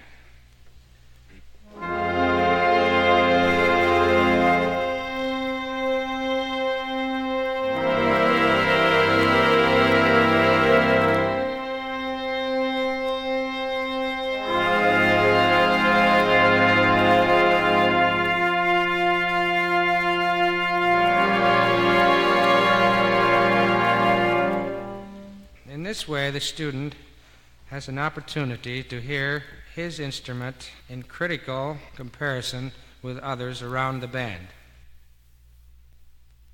In this recording, we are going to approach problems relating to the interpretation of music. We will exclude the items of band tone, color potential, and rhythm, as these have been discussed. Remaining are the elements of articulation, phrasing, and the all-inclusive consideration of proper styling. For the most part, articulation problems will be absorbed when correct styling is achieved. This does not necessarily apply to the problems of phrasing. Reasonably good basic style may be in evidence, while phrasing is still far from acceptable. Let us examine briefly some requisites to proper phrasing. The music must appear to move horizontally. Young bands tend to violate this principle because of breathing problems and due to lack of control. Band music must sing.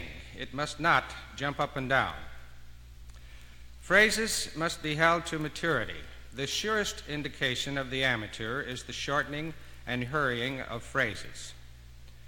Good phrasing necessitates approaching and generally receding from a natural climax or high spot.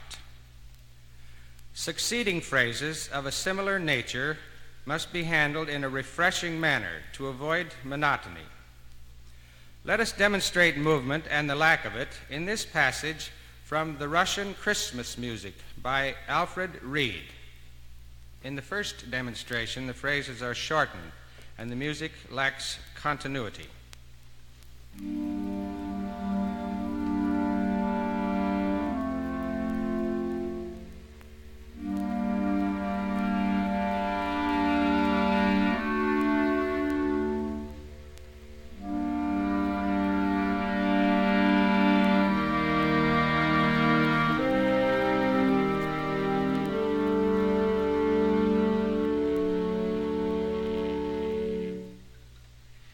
And now a better reading of this excerpt.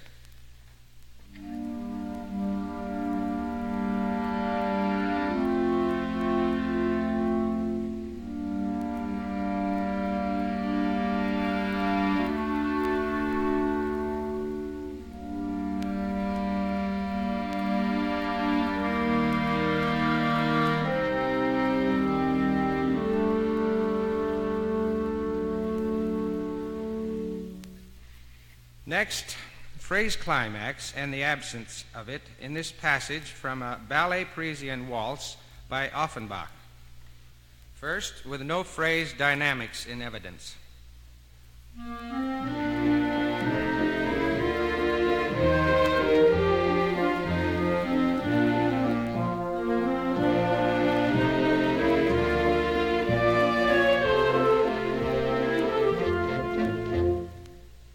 And now with a natural growth to the phrase climax.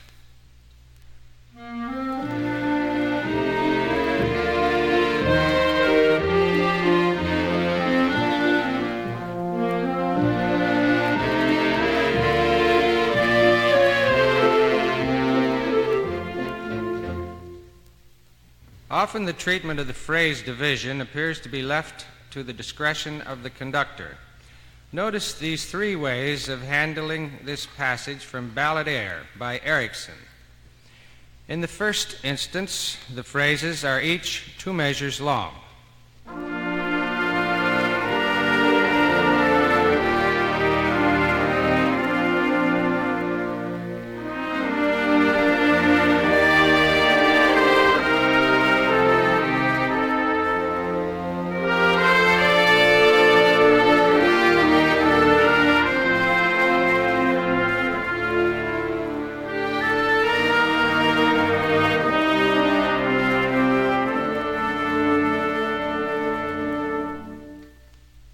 Often we find this type of phrasing in young bands who are having problems in control or in breath support.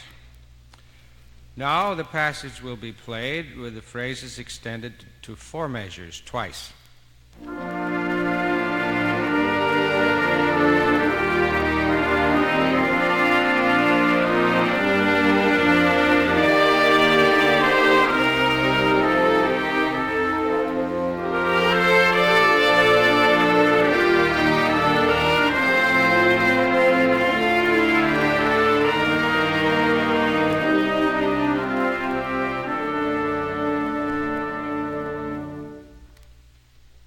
And now, with no break at all in the phrase of 8 measures.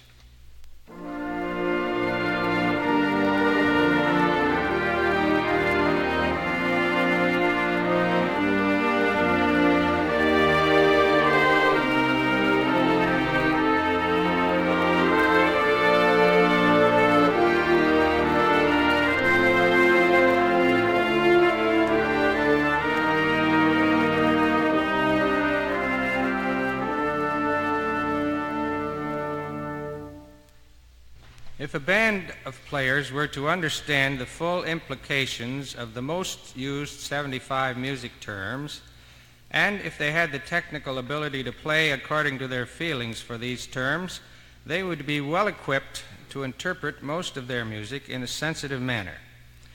The majority of music terms that relate to action have a specific style as their basis. A polonaise, well written, is always a polonaise, and its characteristics can be learned. Other terms are less definitive and rely more on judgment and experience for their interpretation. Andante, grave, allargando, and the like. First, the band will play passages from music bearing more or less definite terminology. Comments relating to the character of each will accompany the excerpts. Barcarolle. A Venetian boat song, characterized by a smooth, rocking melody and rhythm. It is in 6/8 meter.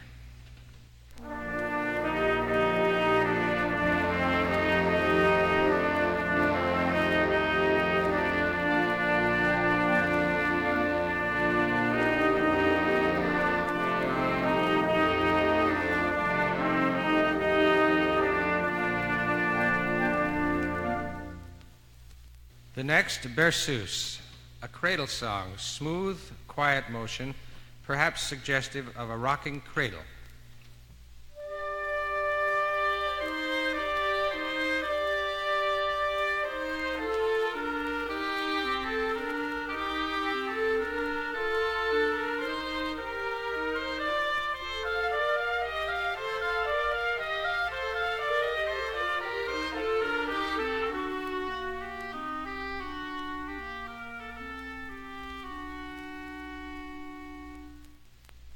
Next, the can-can, chorus dance music from the French light opera, bright, definite rhythm, but not frenzied. Both beats per measure must be evident. Volume should be kept controlled to gain precision.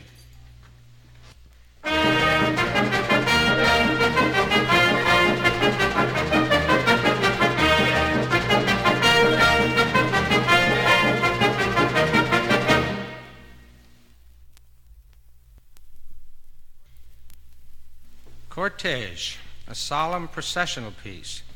The rhythm must be steady and the tempo deliberate. The tone full rather than loud and blaring.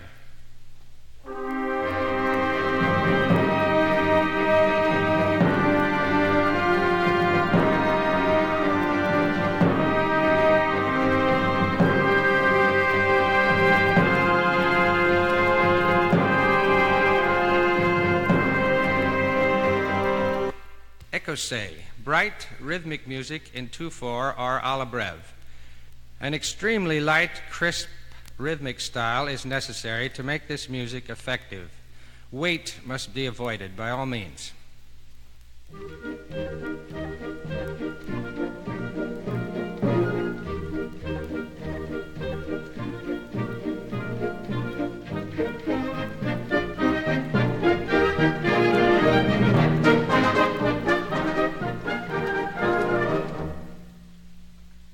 Elegy, a composition of a sad or mournful character. The melody and background must be full and flowing. Obviously, the tone must be controlled.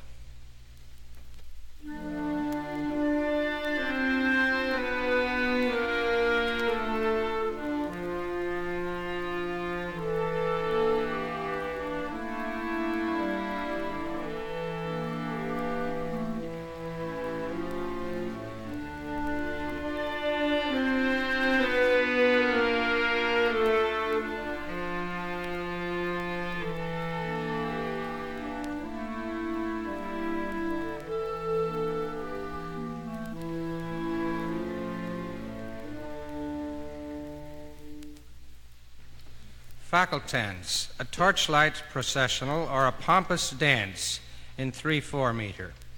All beats must be well pronounced, the tempo stately, the rhythm firm. Avoid excessive weight in moving passages.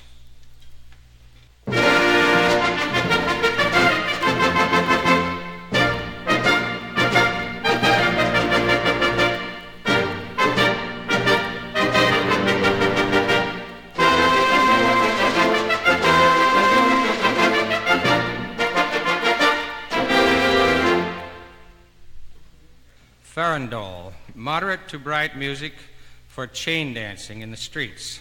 Pronounced, steady rhythm is necessary. The volume must not be heavy.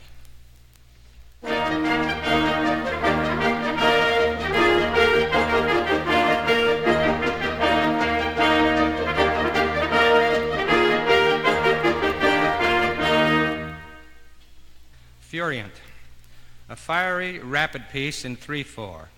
It must be played in an exciting manner, not heavily weighted. Strict rhythm of 1 beat per measure is necessary. Accents must be well observed with the notes separated.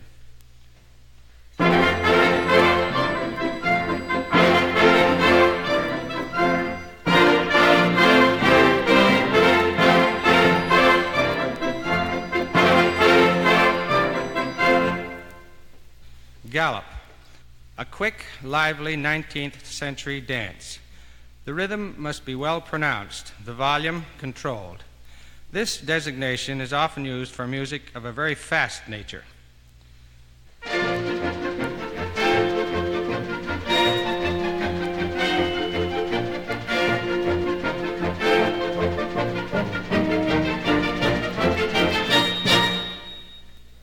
Gavotte, a stately 4/4 court dance from the 17th century French music. 2 upbeats are used to start the piece, which ends on a 2nd beat. Steady rhythm is required. Restrained and clean technique is needed. Do not rush. The band will play 2 examples of gavottes at varying tempos. The first, Amaryllis. The second, a gavotte by Lull.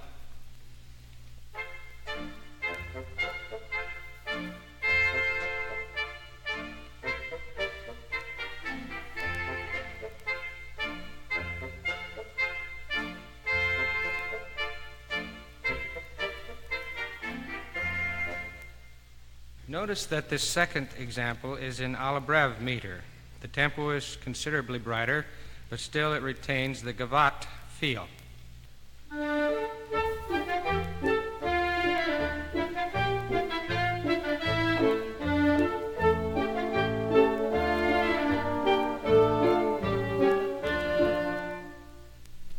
Gopak, a lively Russian dance in 2/4. This example, an allegretto scherzando, is perhaps rather more moderate than most.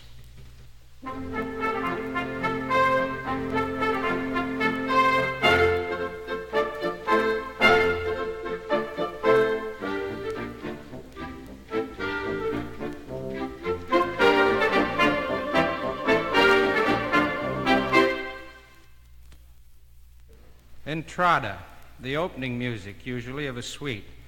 It is brilliant, of a fanfare or grand march character. A full, solid tone is necessary.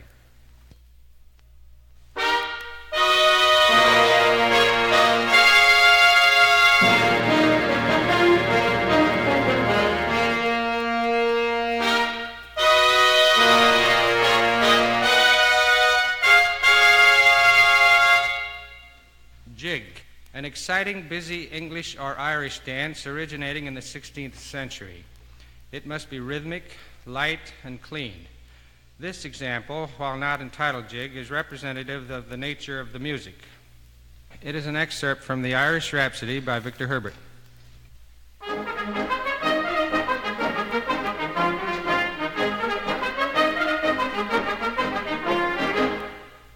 Jota, a light-footed, rapid Spanish dance in 3/4 meter. It is played one to the measure. Pronounced rhythm and accents, as well as sharp articulation, are necessary. The volume must be light.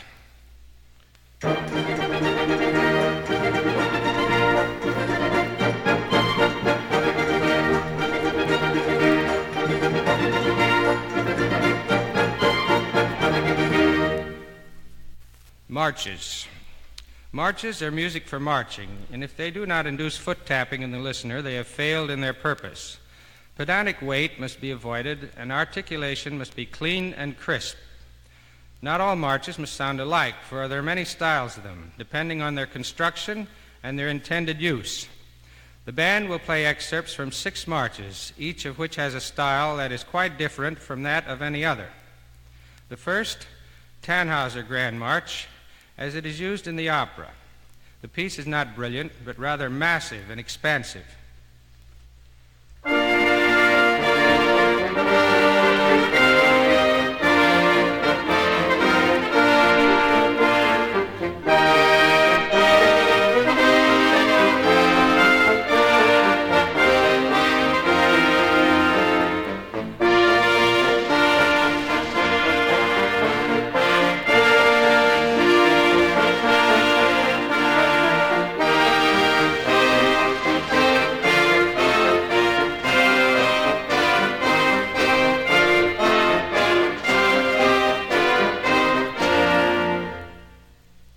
The Triumphal March from the drama Cleopatra by Mancinelli.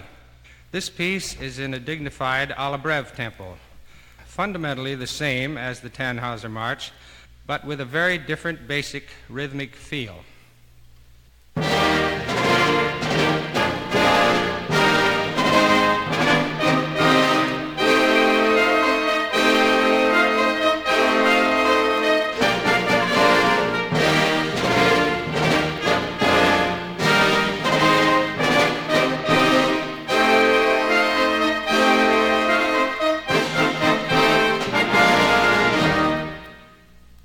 An excerpt from The Stars and Stripes Forever by Sousa. When we were privileged to hear the Sousa Band, it was not the practice of the composer to conduct his marches at a fast tempo. The abundance of movement in them would indicate that they are best suited to military tempos.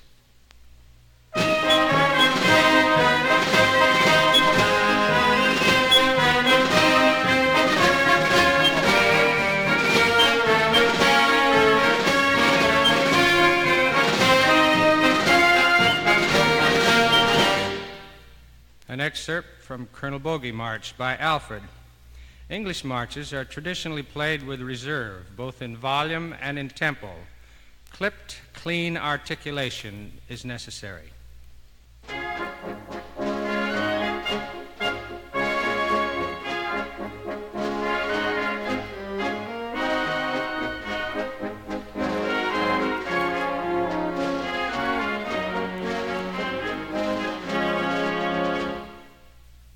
Portion of Thunder and Blazes, or Entry of the Gladiators.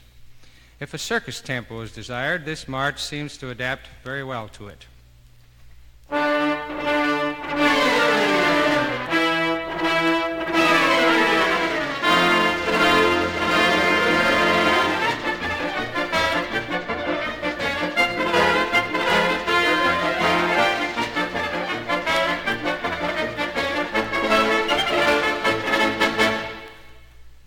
the moment of glory at the football game, no holes are barred. Michigan uses this one.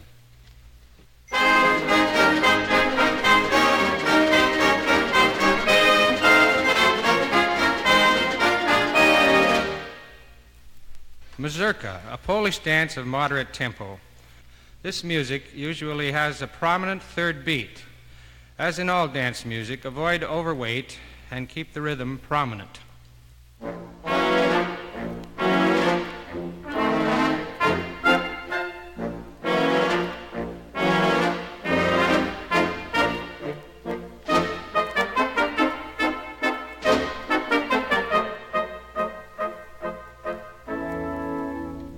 Minuet.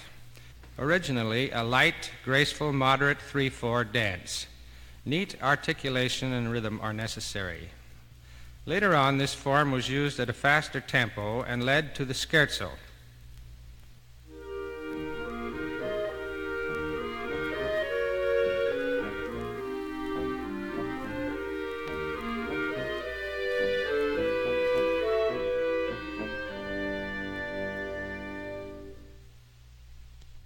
Pastoral, a quiet 6/8 or 12/8 shepherd song, moving but relaxed. If in 6/8, beat 2.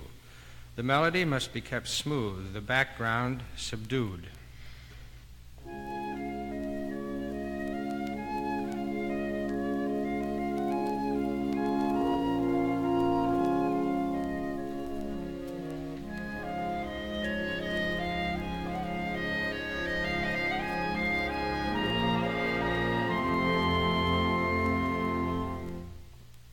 Pavane, originally a slow, dignified court dance, quiet and unobtrusive.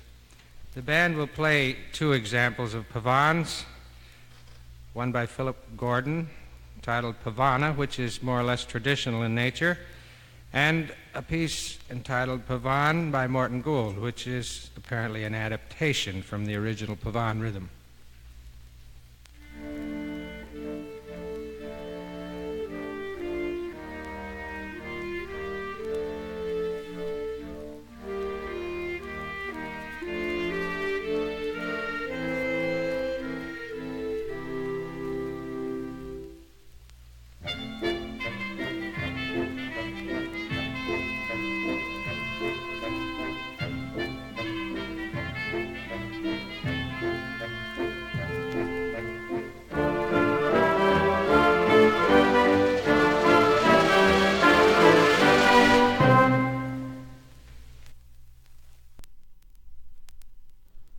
Polka, bright, vivacious music from Poland.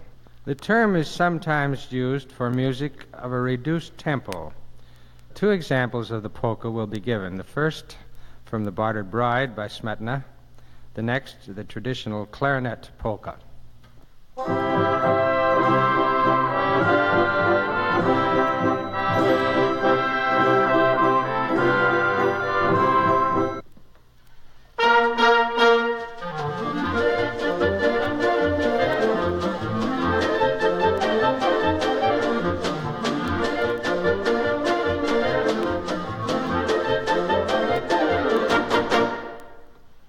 Polonaise, or Polaka, a stately Polish dance.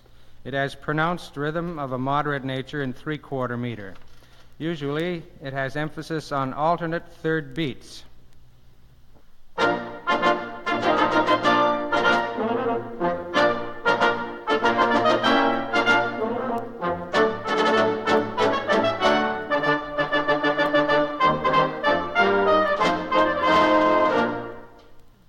Saraband, 17th century dance music in slow triple meter, dignified.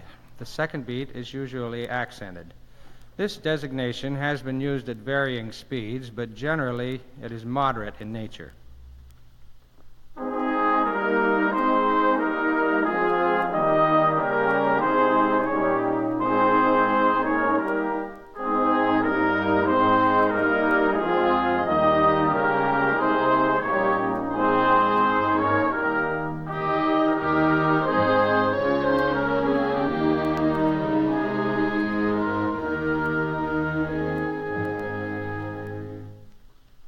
A scherzo, the word means playfully. It is music of a light, happy nature. It must be bright and bustling with accurate rhythm and crisp articulation. The meter is 3/4. The term scherzando is usually found applied to music of the same nature, but less fast in tempo.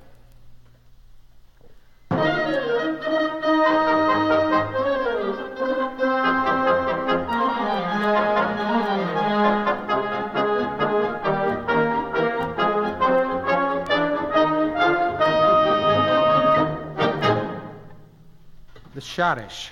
2/4 or alla breve dance music, similar to the polka but somewhat slower in tempo. Light-footed rhythm and a capricious style are needed.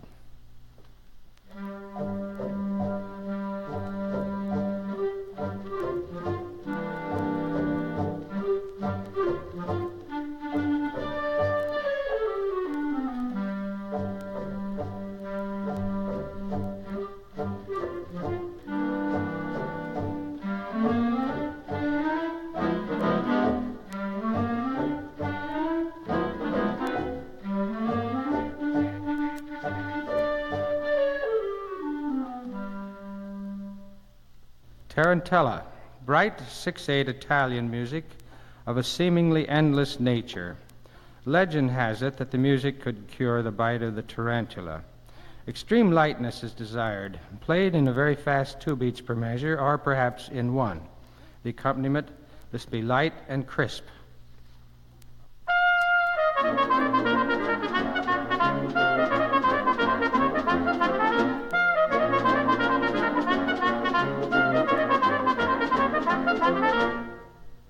Waltz. Usually the tempo is determined by the designation tempo de valse or waltz moderato. The first tempo de valse is played in a flowing, relaxed 1 beat per measure. The latter, waltz moderato, is in smooth 3 beats per measure tempo. In either event, the melody must sing and the accompaniment must be light, avoiding the German band effect. First, the band will play a waltz from the Offenbach selection.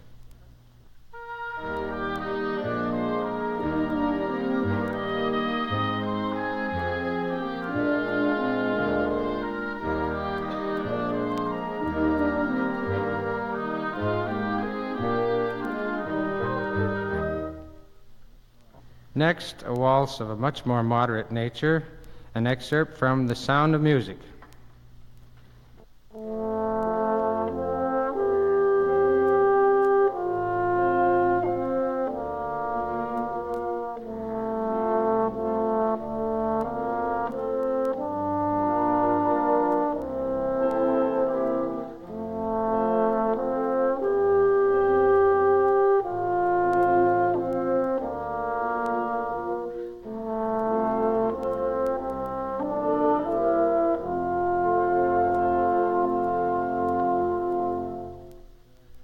Latin rhythms are very much in vogue in present-day band writing. It is important that the basic percussion sound be as nearly authentic as possible. It is also necessary that tempi and rhythms in the band follow the original intent. 9 of the more common Latin and Spanish rhythms will be presented. For convenience, they will appear from slow to fast. To demonstrate the rhythm patterns, each excerpt will be introduced by the percussion ensemble. The first example, an excerpt from Tangier by McRae, will demonstrate the more traditional tango rhythm.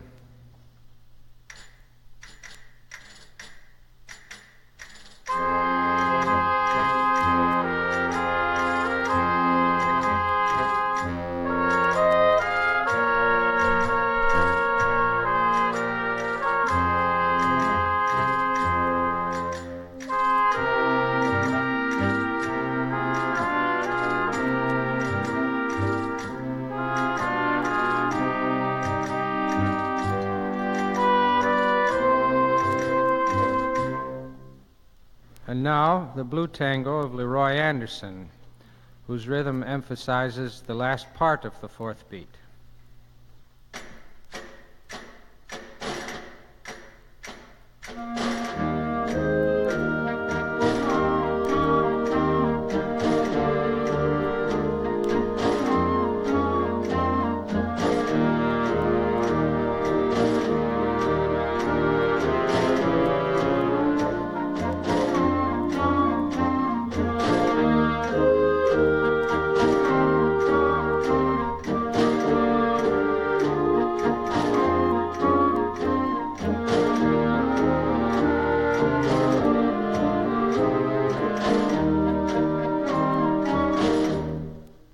Habanera, rather a languid, relaxed dance style in moderate 4/4, usually with a staccato accompaniment and a broad melody line.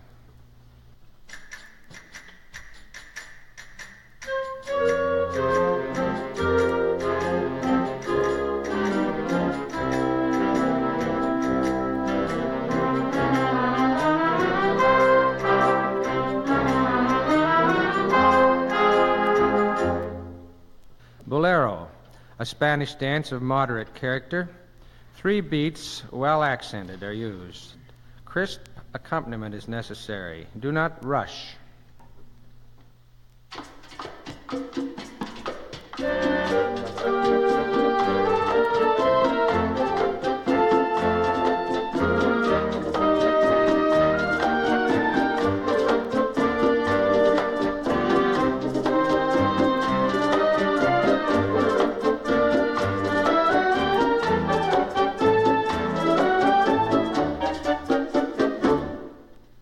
Rumba, a busy, moderately moving Latin dance rhythm.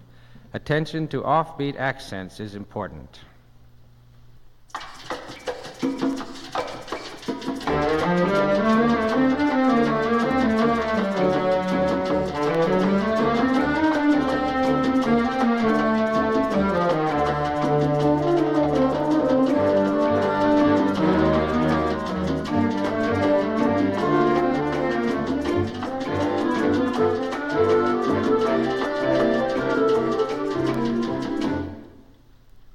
Begin, another moderate, bright 4/4 rhythm distinguished by its syncopated and afterbeat effect.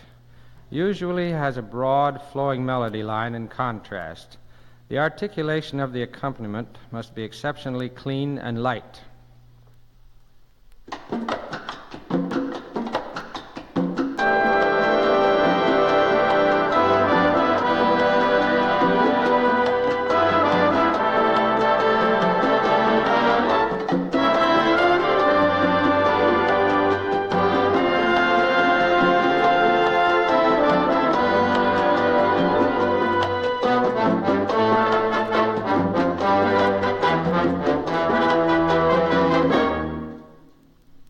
Fandango, a brilliant, brightly moving 3/4 dance employing a strict march-type accompaniment. The melody is usually broad and smooth.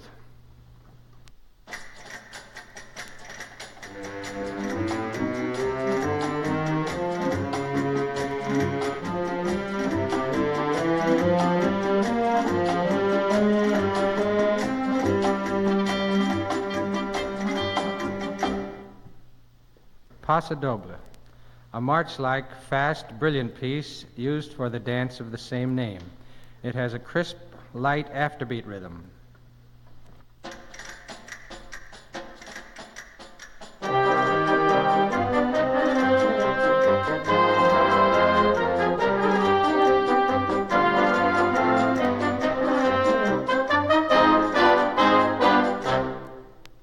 Samba. The samba is the brightest of the Latin dance music included in this group. Notice the double time syncopation with the emphasis on the beat rather than after.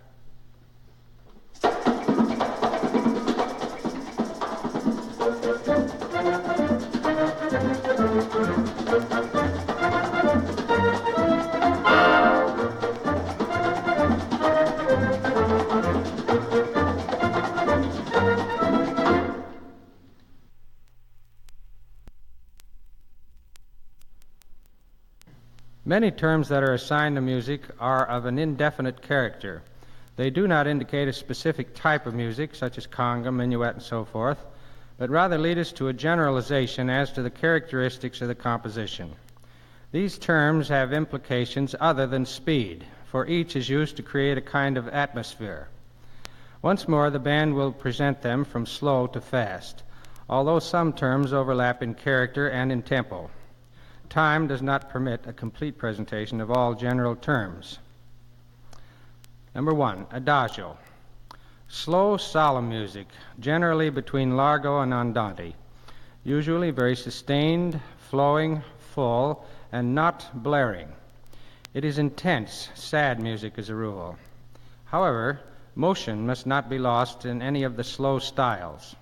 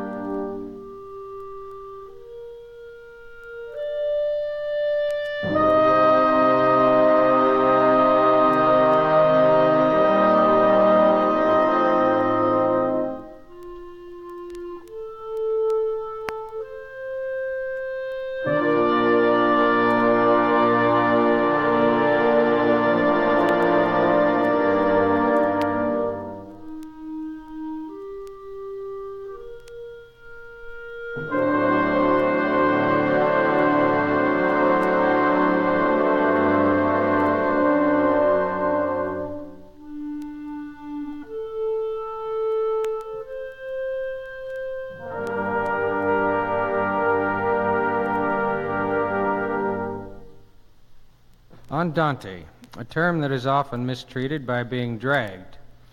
It is used for music of moderate speeds, usually of a smooth, flowing nature. Phrases must be well sustained and motion must be preserved.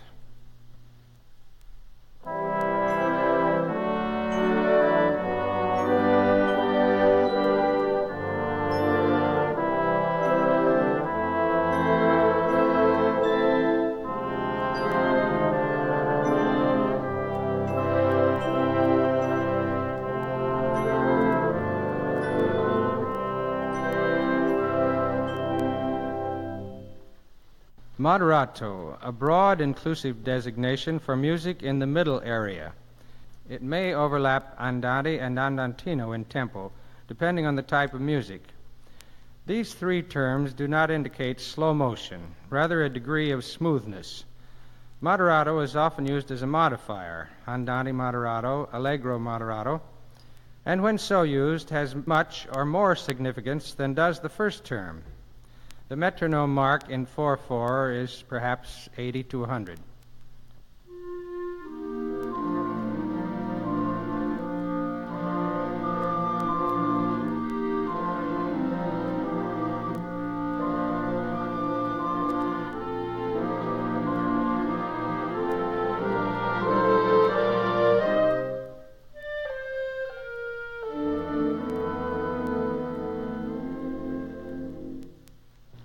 Allegretto. Slower than allegro, it may overlap moderato, but allegretto refers more to style than to speed. It is music of a light, rhythmic character, not rushed.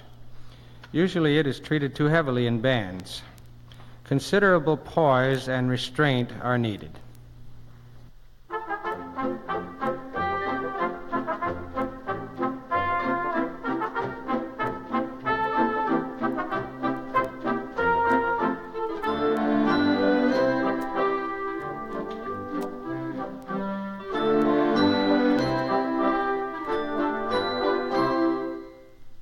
Allegro, a widely used term indicating movement, but also brightness, lightness, and buoyancy.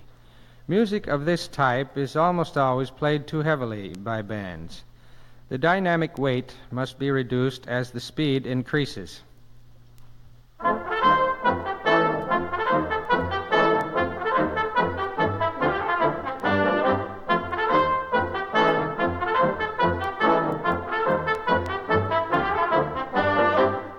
The terms presto, vivace, prestissimo, and the like apply to music of an extremely fast nature. Restraint in dynamics is very necessary, as well as crisp articulation. Careful attention must be paid the rhythm.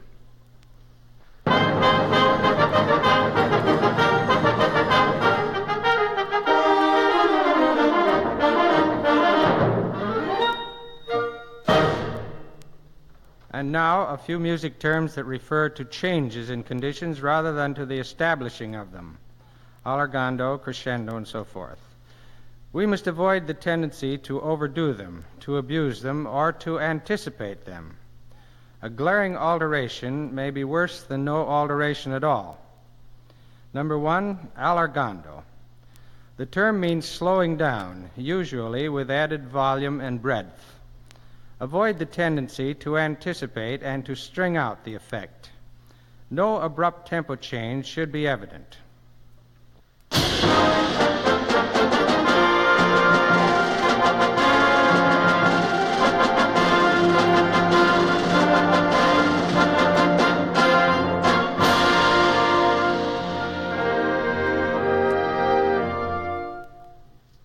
Ritardando or ritenuto.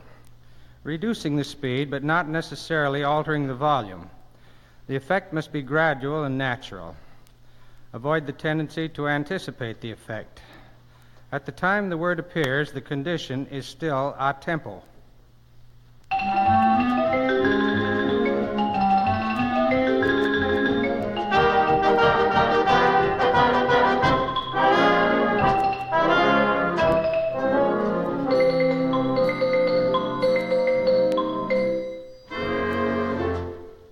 Leggero. The term indicates extreme lightness and precision. This is a style that bands would do well to cultivate.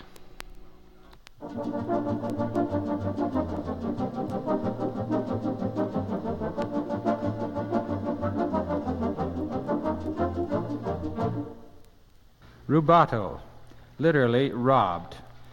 Usually this means an increase in the tempo at the beginning of a figure or a phrase, which is compensated in the latter part. Abuse of this effect is definitely corny.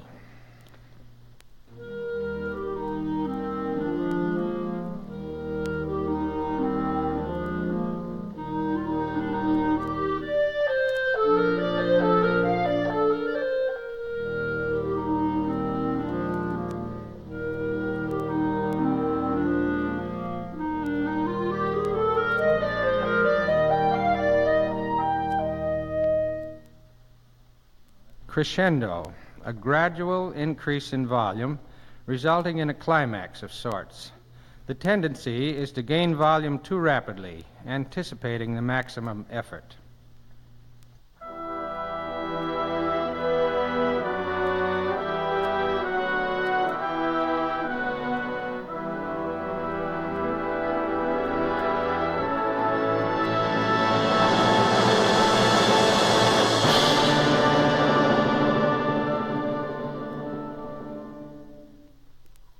Decrescendo, a gradual decrease in volume. Usually it is played with too sudden a drop-off in weight, and in doing so it becomes sforzando piano. Both effects will be demonstrated. First, the incorrect forte piano effect.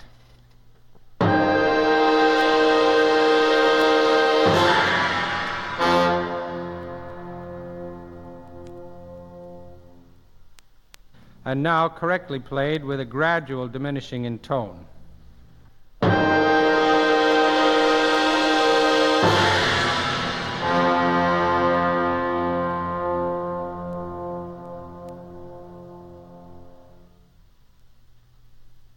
Dolce, a condition of extreme relaxation and smoothness.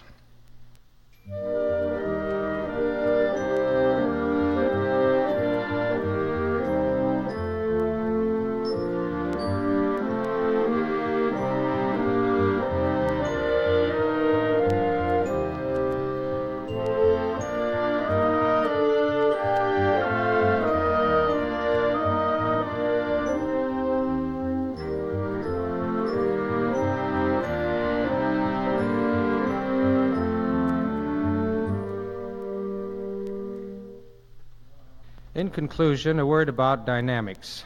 Due to problems in control, bands tend to use rather a narrow range of dynamics, ignoring those of lesser weight. Also, young players naturally tend to feel that a dynamic indication is a fixed quantity. They must be taught that dynamics must be considered in relation to the composer the tempo, and the type of music. They must realize that a 40 in a Haydn minuet is quite different from a 40 in Tannhauser March. The purpose of dynamic change is to sustain interest on the part of the listener as well as to create a mood. Obviously, the wider the dynamic range of the band, the better prepared they are to do both of the above. In the name of good taste, we should caution young players that no dynamic indication requires the absolute maximum of sound that can be gotten from an instrument.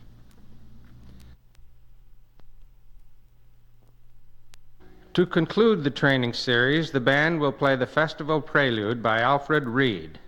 The scoring is colorful, and the many contrasting rhythm figures present a nice challenge to the band.